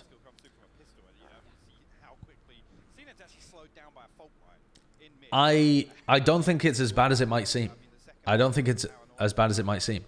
If you use all 5 of your Astra Stars pre-round and you've got them in, like, you know, you've got one here, you've got one here, you've got what, like a double setup here and here and then here. This was a Rhaegar setup from one of these rounds, right? If they do something fast, so you're probably only going to activate 2 of them at the beginning of the round. You're probably going to be playing in one area of the map where those Astra Stars are required. And the others are more supposed to be reactive. If they, you know, if you're playing for, let's say you're playing for A control, right? And you stun here and you smoke and you suck. And these are not going to be, these are just going to be held. You know, that can be retrieved. And if you're playing 3A in this instance anyway, to try and take A control, or maybe it's not fully 3A, but it's like 1 playing in mid just for some info and 2 towards A. So you've kind of got like an A lean to start with anyway. A lot of the time, these stars, for somebody like Rhaegar, are just going to end up being recalled, and he's going to have enough time to replace them in the post plant anyway. And they might be really useful if... Well, they're useful to disguise where you're playing early anyway, right? So, like, if you only ever put down stars early round in the area you're actually fighting for, you're giving away a lot of information to your opponent. So if... Let's say this was the standard setup. It's not. Rhaegar doesn't always play 2 and B. He doesn't at all. I mean, a more standard setup would be something like sorry, I've done it in the wrong color again. But a more standard setup would be something like this and this, right? Like that might be a standard Rhaegar kind of setup. If you only ever put these when you're fighting B, then that gives a ton of information to ACEND, and they can use that to outplay you. And the same for this. If you only ever put down those stars when you're actually planning to use them, then if there's a Cypher holding here from ACEND, if he doesn't see stars, he can just push because he knows you're not playing this area. There's no threat there. But by leaving them on the floor, there's the early round threat that you might end up using them. That's really important to keep in the back of your head.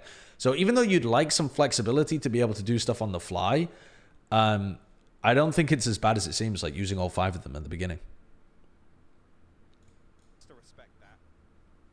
I think most of the time, Astras are going to try and use like 4 and save 1 to be reactive. At pro play, anyway. I don't know what it's like in ranked. I don't play too much Astra in ranked. But a pro player, I think usually you see people using like 4 and saving 1 if it's a full buy round. So this round, Red Guy's got 3, for example. And he doesn't have the double Astra Star setup here at A. This looks like they're going to try and fight over B. And then he's got 1 here, which is like a... This one's a fake, I think. He's got... I mean, he might smoke this, but I don't think he's planning to. Even if he does smoke it, though, this could hide the fact that there's a stun behind it, right? So if you're faking here and you're planning to smoke it, maybe you don't need to star here, which is his thought process. So he might actually pop this one as a real smoker. He might just leave it there because if anyone's playing over here, he's assuming that they're just going to respect it anyway. But this is like the actual fallback on A. So if this one gets disrespected, this one is the one that's actually going to get used for off the trip timing. You love to see it, but you love to see that from Zeke. Just instantly going to be bounding on in, trying to take that space. Jet by his side, he's got everything he needs there in ACEND, just trying to clear the... Interesting shock dart at the beginning of the round. To really stop them at this point. They've done everything they need to, and maybe the pace change is what's really... That would be a cool shock dart lineup off a suck if you had vulnerable someone. But I don't think it's likely to get value very often.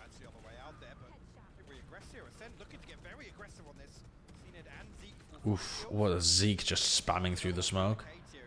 2v2, ACEND don't have anybody that they can res. God, CNED is crispy.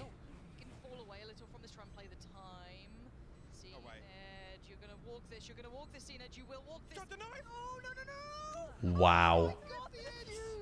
I mean, that is incredible from Defo. CNED feels like there is no way this guy's got the balls to stick when he's threatening he can come through the Astro Wall. I don't mind the way CNED played it. I think it's always dangerous, though, on the other side of an Astro Wall because you can't hear the taps as easily. And I don't think you can differentiate the sound as well. CNED might have thought that he didn't even have half. But that was pretty huge. Ugh. Starzo did the wall to jump over the enemy Sage wall, but Gambit don't have a Sage. No, I think it's for blast packs. Look. So this, the wall they do at the beginning of the round, I think gives Zeke a really good blast pack lineup that sends you fucking flying. There's 2 of them alive. Yeah, but if CNED full commits through the Astro Wall and Defo's holding it and CNED dies, then he's left his teammate in a 1v1 that's fucking difficult to win. I mean, CNED jiggling while the other player goes on a flank there through elbow or something is, I think, a perfectly good way of playing that. Yeah, I think this is for the blast packs. So... because he's higher up here, I don't know whether we get a shot of it. Yeah, here, just at the bottom, right? So you can see, like, Zeke gets boosted up, and then he gets, like, this sick double lineup that gets you all the way to heaven. Or at least it can get you to heaven. It can actually land you on top of this as well. I don't know where he actually ends. Oh, yeah, he does. He goes all the way to rafters. It's very cool. Yeah, it lets him satchel to heaven. He wouldn't be able to... As far as I'm aware, you can't satchel to heaven without the wall. Maybe you can, and it's just some fucking hidden tech that only Doenmo knows. But I don't think you can.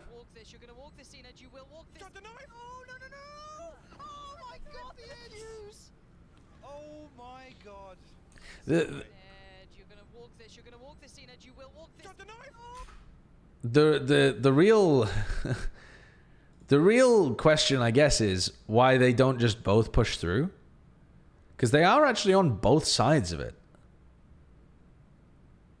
Like, one's on this side of the wall, the other's on that side of the wall. They could just both walk through.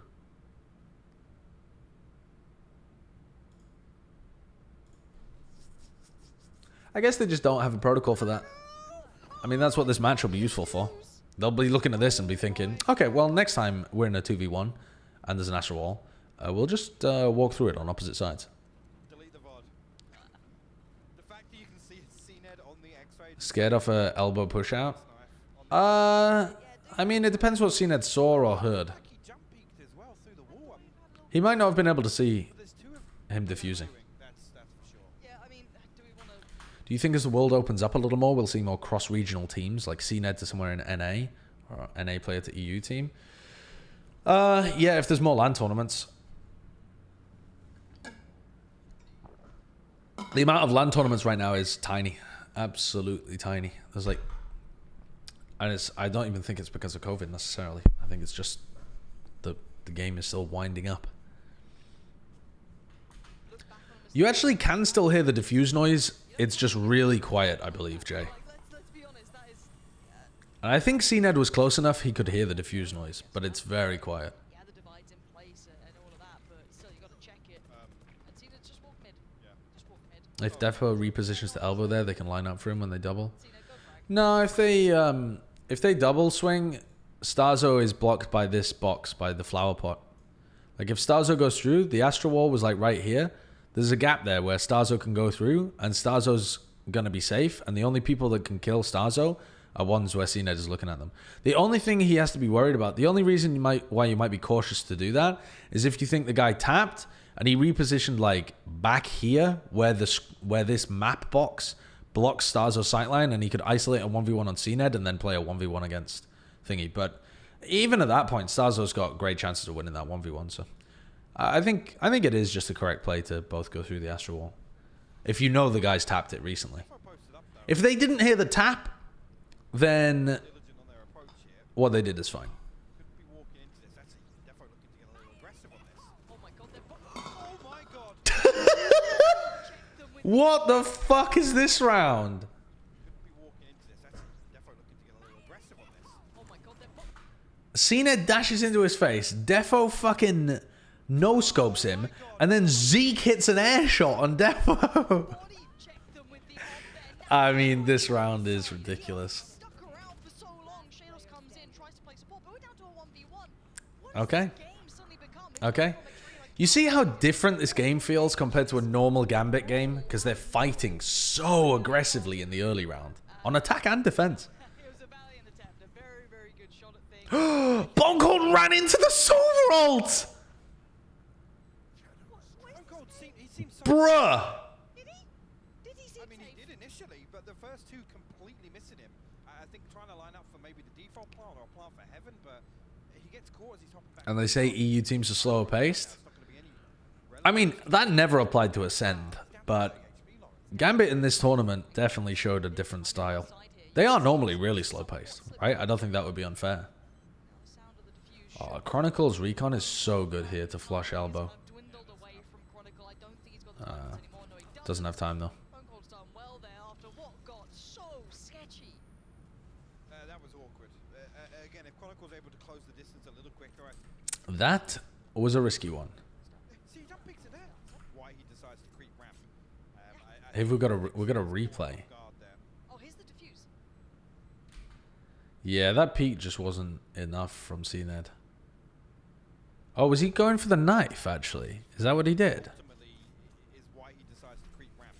I think he thinks that he's caught him off guard there. Oh, here's the diffuse. He goes for the knife. He goes for the knife. He thinks Defo's stood here. And so he goes for the knife. It's not a peek, the first one. And Defo's just sticking. So then when CNED jump peeks, it's too late. Because when he jump peeks, he sees him, but they can't swing fast enough. He's already got it. I thought this first one was a jump peek. But it's not. This first one where his head butts through is him trying to get the knife kill on Defo. And then he's like, oh shit, it wasn't there. Well, I should probably jump peek. And then it's like, by that point, it's too late. See, jump picks it there.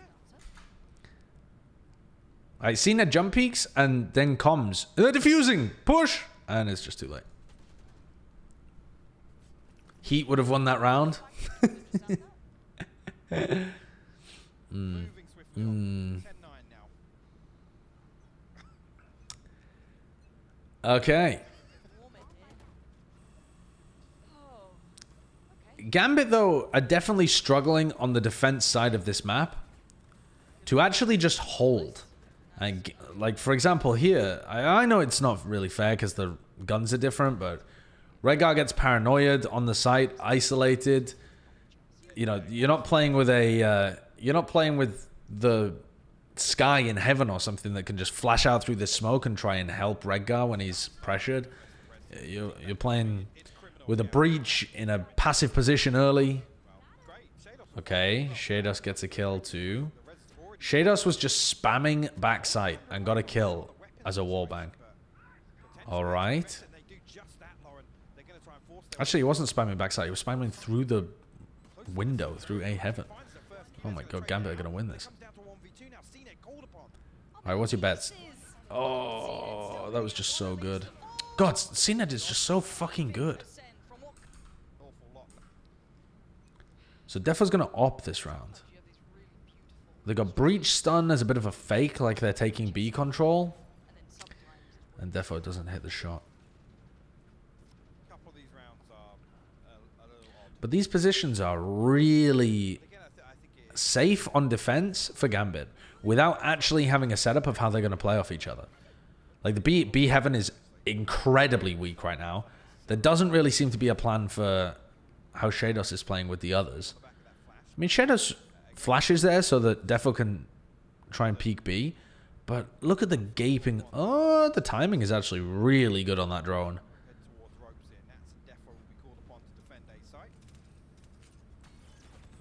No follow-up available on the trip, though. Oh, Nats has got to be huge here. Oh, wow. Really nice. What? How did Keyless kill both of them?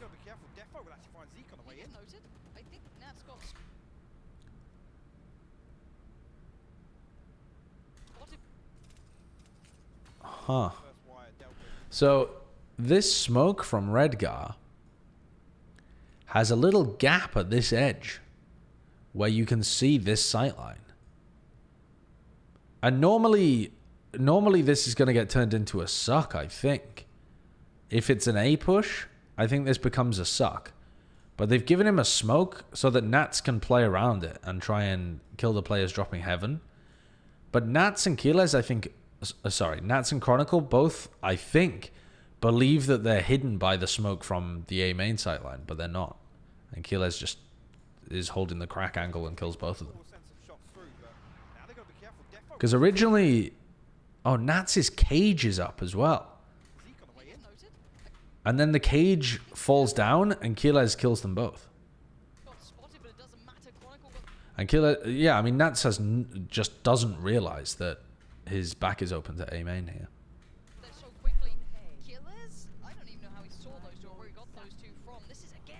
Because otherwise, that triple setup of Defo anchoring backside and then a crossfire from Hell and from screens, that triple setup looks really difficult to break. But that little mistake... Oh, it's not even a mistake because the smoke is the smoke. It's about how Chronicle and Nats play around that smoke. I think they just didn't realize that angle was a thing. Oh my god, that's a nice kill from Keyless as well. What a round from him. It's not that the smoke was bad though, Jomi, because that smoke is not going to change. You know, you can't review this VOD and say, well, next time we'll move the smoke a bit. In all likelihood, that smoke is always going to be a little bad because you're trying to put it off to the side because of the suck positioning. So I think it's just about how you play around it.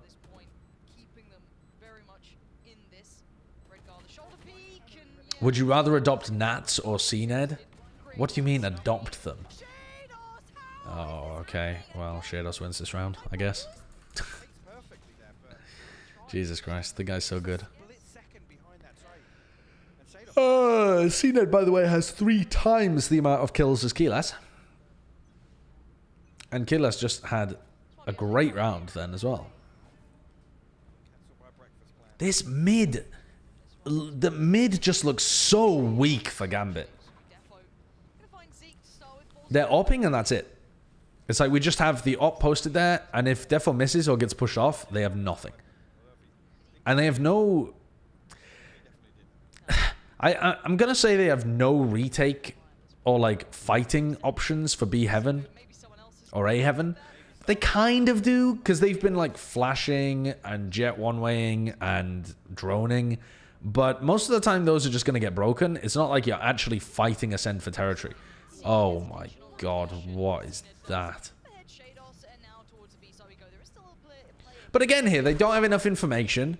So the jet falls off, leaves the breach to take first contact. That's not the player you want taking first contact. Still a nasty, nasty shot. But majority of the time there, I mean, this setup is just so weak even so.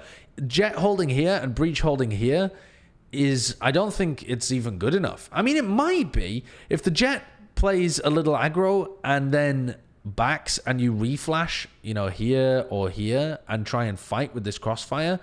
The crossfire here and here would theoretically be good, but I think a lot of the time you've just lost B heaven control and your jet's got walled off before you can even fight. Just because they're not getting early information in mid, and they're not they don't have a setup to actually slow them down or fight them as they're coming up. Maybe they need like a trip here or something. If they put a trip here for the flash to play off, and like the flash and the swing, something like that. Because this trip is going to give you early enough info so that your player at stairs doesn't get walled. They need something. They need something else there. I think the trip makes a lot of sense though. Even a trip and a smoke maybe is, I think that would even be worthwhile to bolster heaven. But they just look a bit weak on defense. Even this setup. If the trips have to go over to B heaven, this setup looks pretty weak too. Nobody really wants to take contact aggressive on A ramp.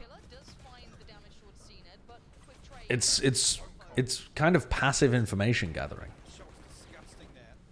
Seems decent against a team that likes to run Viper comps maybe, but the fact they never have A ramp information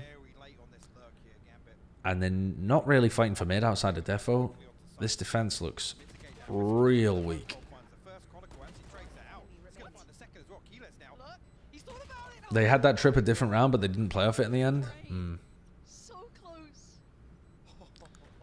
Yeah. I don't know. I think clearly this... I think the defensive side was what Gambit did best at Berlin, in my opinion.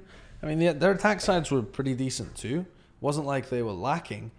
But I think their defense sides were the best in the world. And this map is not demonstrating that.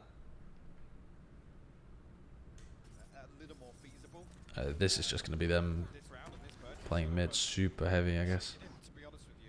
And they're not feeding Shados or Chronicle kills. So they're not generating big ults to work with. Not that the Sova ult is actually a big ult on this map, but the Breach ult could be. Breach ult could be really... I mean, even Sova ult could be really useful for defense. You could set up some really cool, like... you know, like a trip mail, and then when the trip gets broken, your Sova's playing back here and ults through and tries to catch this angle. Or maybe your Sova tries to play maybe like tucked closer here, so you have a sightline that goes through ropes or something. I don't know.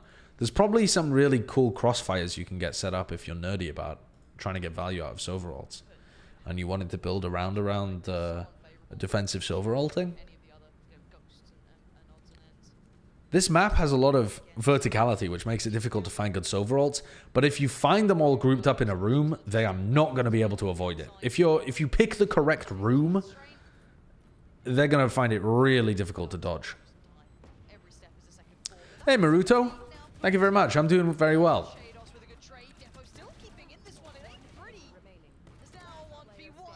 Sure, Gambit win that round. Not win the round, but get all those kills.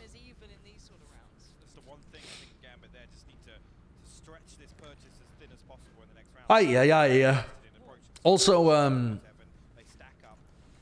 I hit Immortal, like, I don't know, nearly a month ago at this point, wasn't it? No, maybe like 3 weeks ago or something. I hit Immortal, I think at the beginning of this month.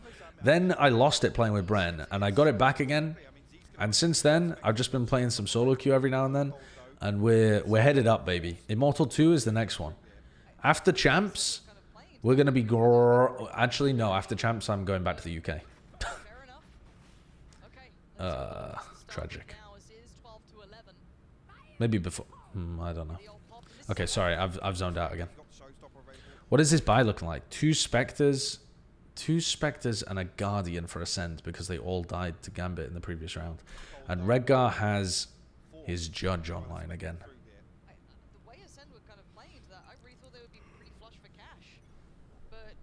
Level an EU alt. I don't have a PC. There's no PC in my parents' place that's good enough to play Valorant.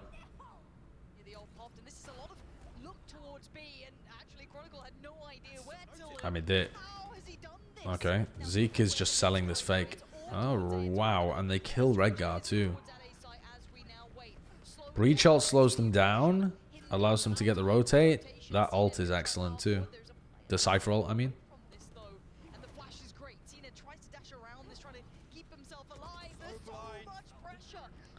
Really good breach utility to slow down that push.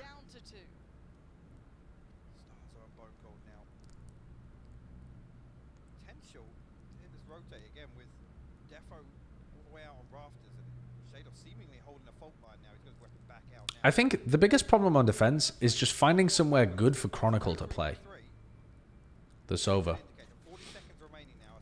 The Breach can play mid with the Jet, but it doesn't look as effective as when the Breach plays A. 30 seconds left. 30 seconds too. There's not many options, right? You're hoping for a little something. Yeah, maybe they should even be putting Sova and Breach A. Like using Sova, I'm zoned out of this round because I feel like it's just done at that point. But I'm just still thinking about how their composition works. I'm thinking, so they're running the Sova in Heaven most of the time, and they're running like a lot of the time they have Nats back here. Then they have, you know, they have like Redgar is here, and then they have Breach and Jet somewhere in this area of the map. What I'm thinking is maybe you have your Breach play more of like an anchoring position. Kind of like Bonkar used to for Guild. And then you have Chronicle play in the same place. And it frees up Nats to be able to play a lot of utility towards B and like Cam at B. And him to be able to play smokes at B main.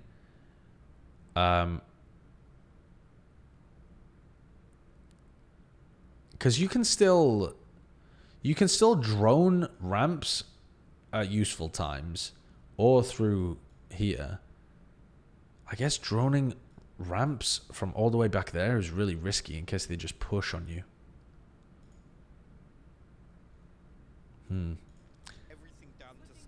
I think one of the problems though might be that on defense they're trying to have Shados and Defo play with each other too much.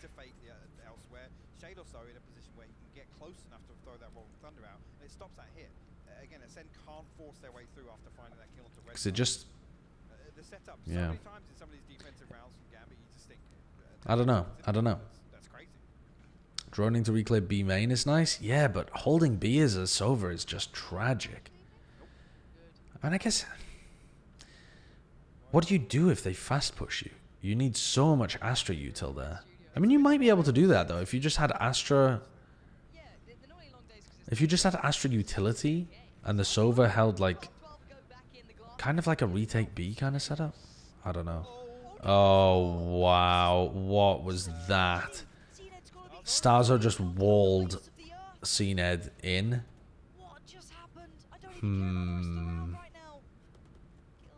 That's unfortunate. Yeah, it's not even what do you do when the drone's gone. What do you do against fast hits? What utility as a Sova is helpful against a fast hit? Recon Dart. Recon Dart is good, but Recon Dart is only good if there's safe positions to play from, which there aren't on Split. I mean, there are on A, actually. If you Recon Dart and you play, like, A elbow or A on the site, but that's a really weird thing to do. that would only get you, that positioning would only get you value against fast hits. But it's okay. And the rest of his kit would be pretty poor. And then, actually, maybe that sounds bonkers, having a Sova anchor A. That sounds horrendous. But actually, if your Sova was positioned here, they can still drone to... the problem is, if they smoke this, and you drone, they can be up here, or they can be back here. But once your drone goes through that smoke, what the fuck did you check? I mean, if they smoke this, and your Sova's playing here, and you drone, do you just go up here and check this corner? Does that timing even work? Can you even get that far? I don't know.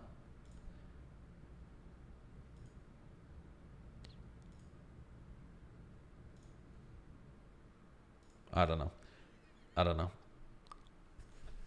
Sova anchoring A on split sounds bad, probably because it is bad. Needed a little more there, kind of got caught, maybe miscommunication, something went astray. Regardless, Gambit, as you said, just sped up through it. They're like, oh, this is great. Okay, so this time they've got Redgar actually playing in mid. Gambit gonna back away and Still a double smoke setup. the open. Commit to And they're already through B before the Asher util. again the Because their duelists have burst through. They just contact towards B. very well equipped to do so, but They're not afraid at all. they're gonna leave Shade off down at 10 HP. Red I think good judge. another thing that they could incorporate in Gambit is this one-way smoke on top of this little box. Because if you one-way smoke this little box, you're going to shut down so much of those kind of rounds where people are just contacting B and bursting. That round no longer becomes feasible, especially if you sometimes have Redgar creep inside that smoke. The only person I've seen do that is Yampy, and it's really good. It's really good. Is that a one-way? Not really. It's kind of. Three-man flank actually from Gambit. It's just a weird-looking smoke. Be aware actually they spotted I'll probably show you it in the next VOD review, actually, because when we look at Liquid, Yampy does it every time they play this map. Not every round, but every time they play, he will do that smoke at some point. Buying time, he's dominant on the angle. Yes, the rest of ACEND are getting tested here, but Chronicles just has a knife in the back. Yeah, ACEND are just being able to find way too much value by popping into sites with their double duelist. I mean the best Or up mid. for that to play They're just going fast. Seen it. Is the Gambit Silver pick a legit theory test? No, I think it is a legit theory test. They had too much. They have so much time and space where they can They had too much going on for it to just be in position random.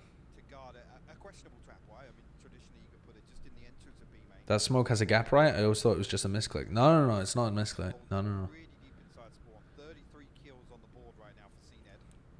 13-13. We go again. Let me find it actually. I wanna show you guys what I mean, because I feel like I'm being a little. What am I? Where would it be? Where would it be? It's in one of the Liquid games.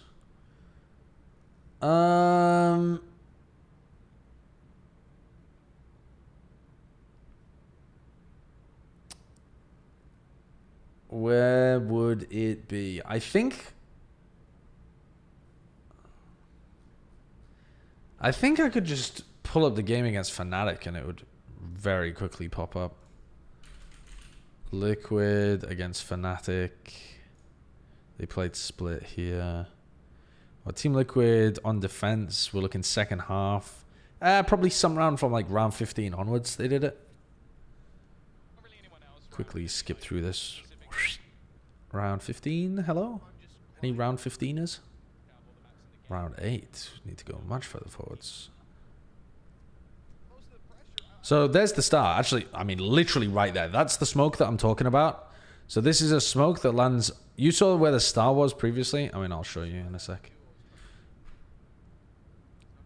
So this is what Yampy's Astra setup looks like in B main. It's a suck and then a smoke. Sometimes he pops smoke first and the suck is threatened. Sometimes he's going to suck based off this utility that's being used and then smoke afterwards so that they can get back on the angle and re-clear it. But this There's the Astra Star on the very edge of the box. And when it pops, it's got like a sliver of a gap through the side. But you can pretty effectively jump peek. And you can get into positions where you're holding it. And there's enough of a threat that these players in B main hate trying to hold that crack angle. I mean, that's horrible. This smoke feels dreadful to play against as an attacker. And sometimes you can sneak into it and walk all the way around the box as well. And then just pop out the other side. In fact, I think they did that in this game, maybe even. What round? So round 13, round 14, round 15. I think they might have done that even in the previous round. I think they did it on the bonus round or something. Look. I think it might even be this round, if memory serves. So look at Yampy here in B main. So he pops the smoke, look. He pops that smoke that I'm talking about. And Yampy's got a Spectre. And this just feels horrible as an attacker. Because Yampy can do this. Look at this. And he just walks on the other side of the smoke. Davey, thanks for the 10 months. And so, like 99% of the time, Yampy is not going to be doing this. So, it's pointless to be spamming here and that kind of stuff. It's just like... He'll probably do this 1 out of every 40 rounds he plays on defense, maybe. Maybe slightly higher percentage than that, but it's really low. But on a bonus round, I guess it's more likely. But in this round, they fault line, and he swings off the fault line and kills him.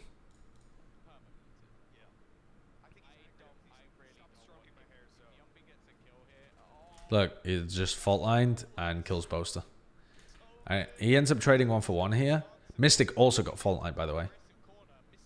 But, yeah. Trading 1 for 1 on the bonus round, you could argue your Astra's dead. But I think there's a lot of times where they're able to get the second based on this breach follow-up as well. And just the threat of it causes them problems for the future, you know? Anyway, I think that smoke's pretty cool.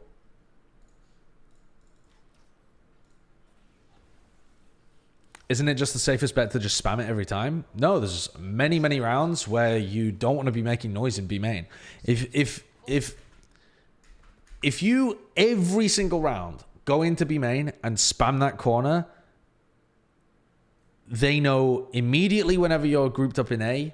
They know immediately when you're planning to A split, like when you're taking mid control but you don't spam there. Okay, it's an A split round, guys. They're not in B main this time.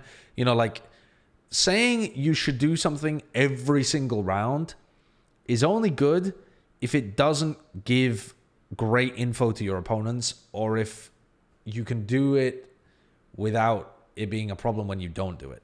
Do you know what I mean? Like you need to...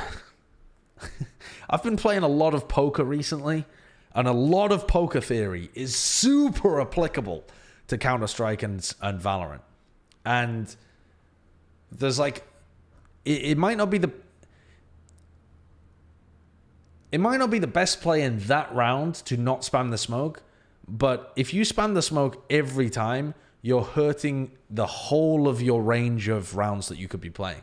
Like some of your rounds are going to be defaults, some of your rounds are going to be fast A, some of your rounds are going to be B splits, some of your rounds are going to be A splits, right?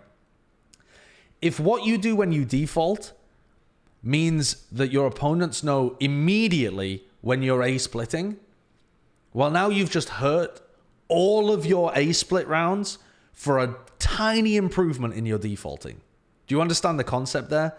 That like you have to still protect your faster rounds by not doing things that you are that are going to be obvious tells in your slow rounds.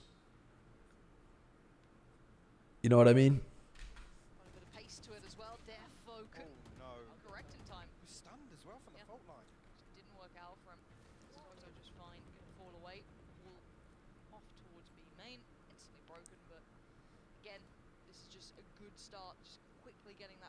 There are many specific ideas. Like, if you want a specific example,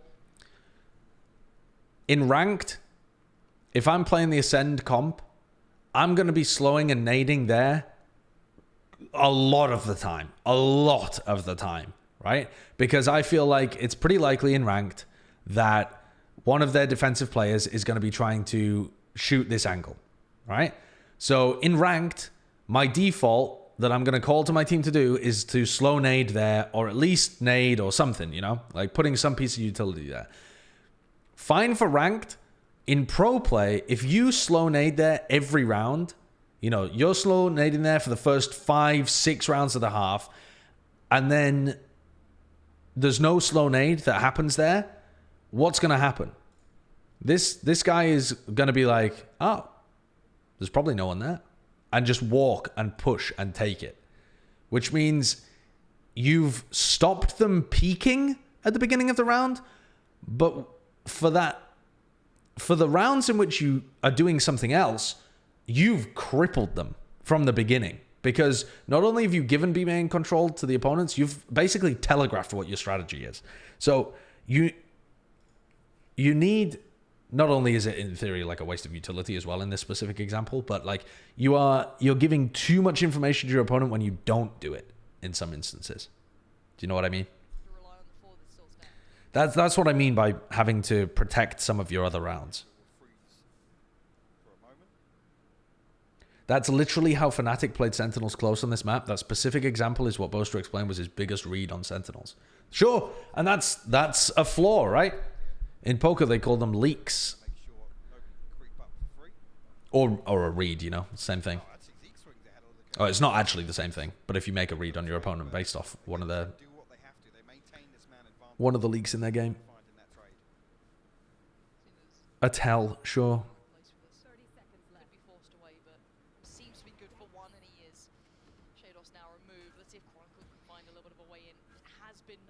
Substantially, so he's not going to get that element of surprise maybe he was hoping for, but Nat's going to at least kind of alleviate some of that stress, but it's still going to be met by an instantaneous trade from ACEND. So now just Nat's alive in a 1v3, and it's ACEND again. The OT god is just... Dude, ACEND is too good. He's winning them this game. I mean, from the very beginning. Redgar has deliberately bought a judge in this OT round.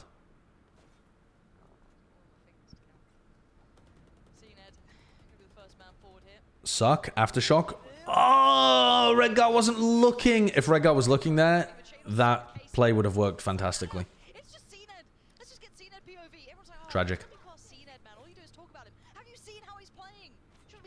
Sovereign split seems goated. I don't know about goated, but it's finding some level of value. The idea of the reclear there is really nice. Like, suck into aftershock means that they are forced to leave, which sets Redgar up back on the angle. But Redgar just assumes that no one is going to be sat inside the aftershock. Whereas actually, ACEND, like I said before, the way that ACEND plays is that if you pressure him with utility, he's frequently going to try and find a way of outplaying you. He's not looking to respect your utility. He's looking to find timings to outplay your expectations. So in there's a suck, there's an aftershock, expectation from Redgar, they've fallen back. ACEND, trying to outplay those expectations, is going to stay there until the final possible moment so that he can get a kill on anyone who thinks that's accurate and then dash away. That's part of what makes ACEND a fucking incredible player, because he understands what other people are doing with their utility to counter him, and he counters those utility setups just by disrespecting them until the final possible moment and defying their expectations.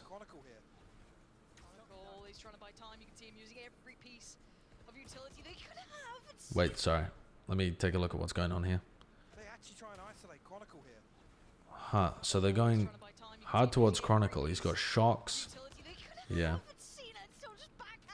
So he has 7 seconds left on his recon. What did he use the recon for? That's what I'm interested in. So he uses the recon. So they already droned to clear a ramp much earlier in this round, right? So there was a lot of pressure towards a ramp. They lost 2 players. He drones to re-clear. You have to do that. So then ACEND cut noise a little bit. They walk up mid. So he uses the recon again to try and gain a ramp information. Tough position to be in for Chronicle. Just one of the reasons that Sova is not that useful here is because he's used his one tool that would be super good. As he gets pressured there in elbow, it would be awesome if he could recon as he's getting pushed. Or like, you know, as he's coming through elbow, he could have reconned here or something so that he knows he only has to focus in one direction. There's a couple of ways in which he would have been able to use that would have been super useful, but it's also one of his primary tools for information gathering at this kind of point in the round too. So just really tough being Chronicle in this situation. Sova feels so limiting. I think you probably have to do something really unusual with Sova to get great value out of it. Like maybe you have to try and play him crazy aggressive on A ramp, so he's not just gathering info with his utility, but once his utility's gone, he actually fights A ramp, which you don't normally want to do, right? You normally want the Sovas to be staying alive and gaining information with the utility, but the utilities, apart from the drone, the recon doesn't find as much value on this map, so you probably do want to be tending towards fighting more. Either that or like doing something really weird, like what I was talking about previously with the A anchoring. But if you are trying to anchor A, you need to be holding recons. Which again is not great, because your team kind of needs those recons to clear A and get good info. So, yeah, sticky situation trying to get a good value out of Sova on defensive split, I think. There aren't any easy answers. Well closed out. Cool map though. Really cool map. Gambit not trolling, but certainly trying some entirely new ideas compared to what we've seen from them previously. Their split could not have looked more different compared to how they used to play that. Some interesting stuff.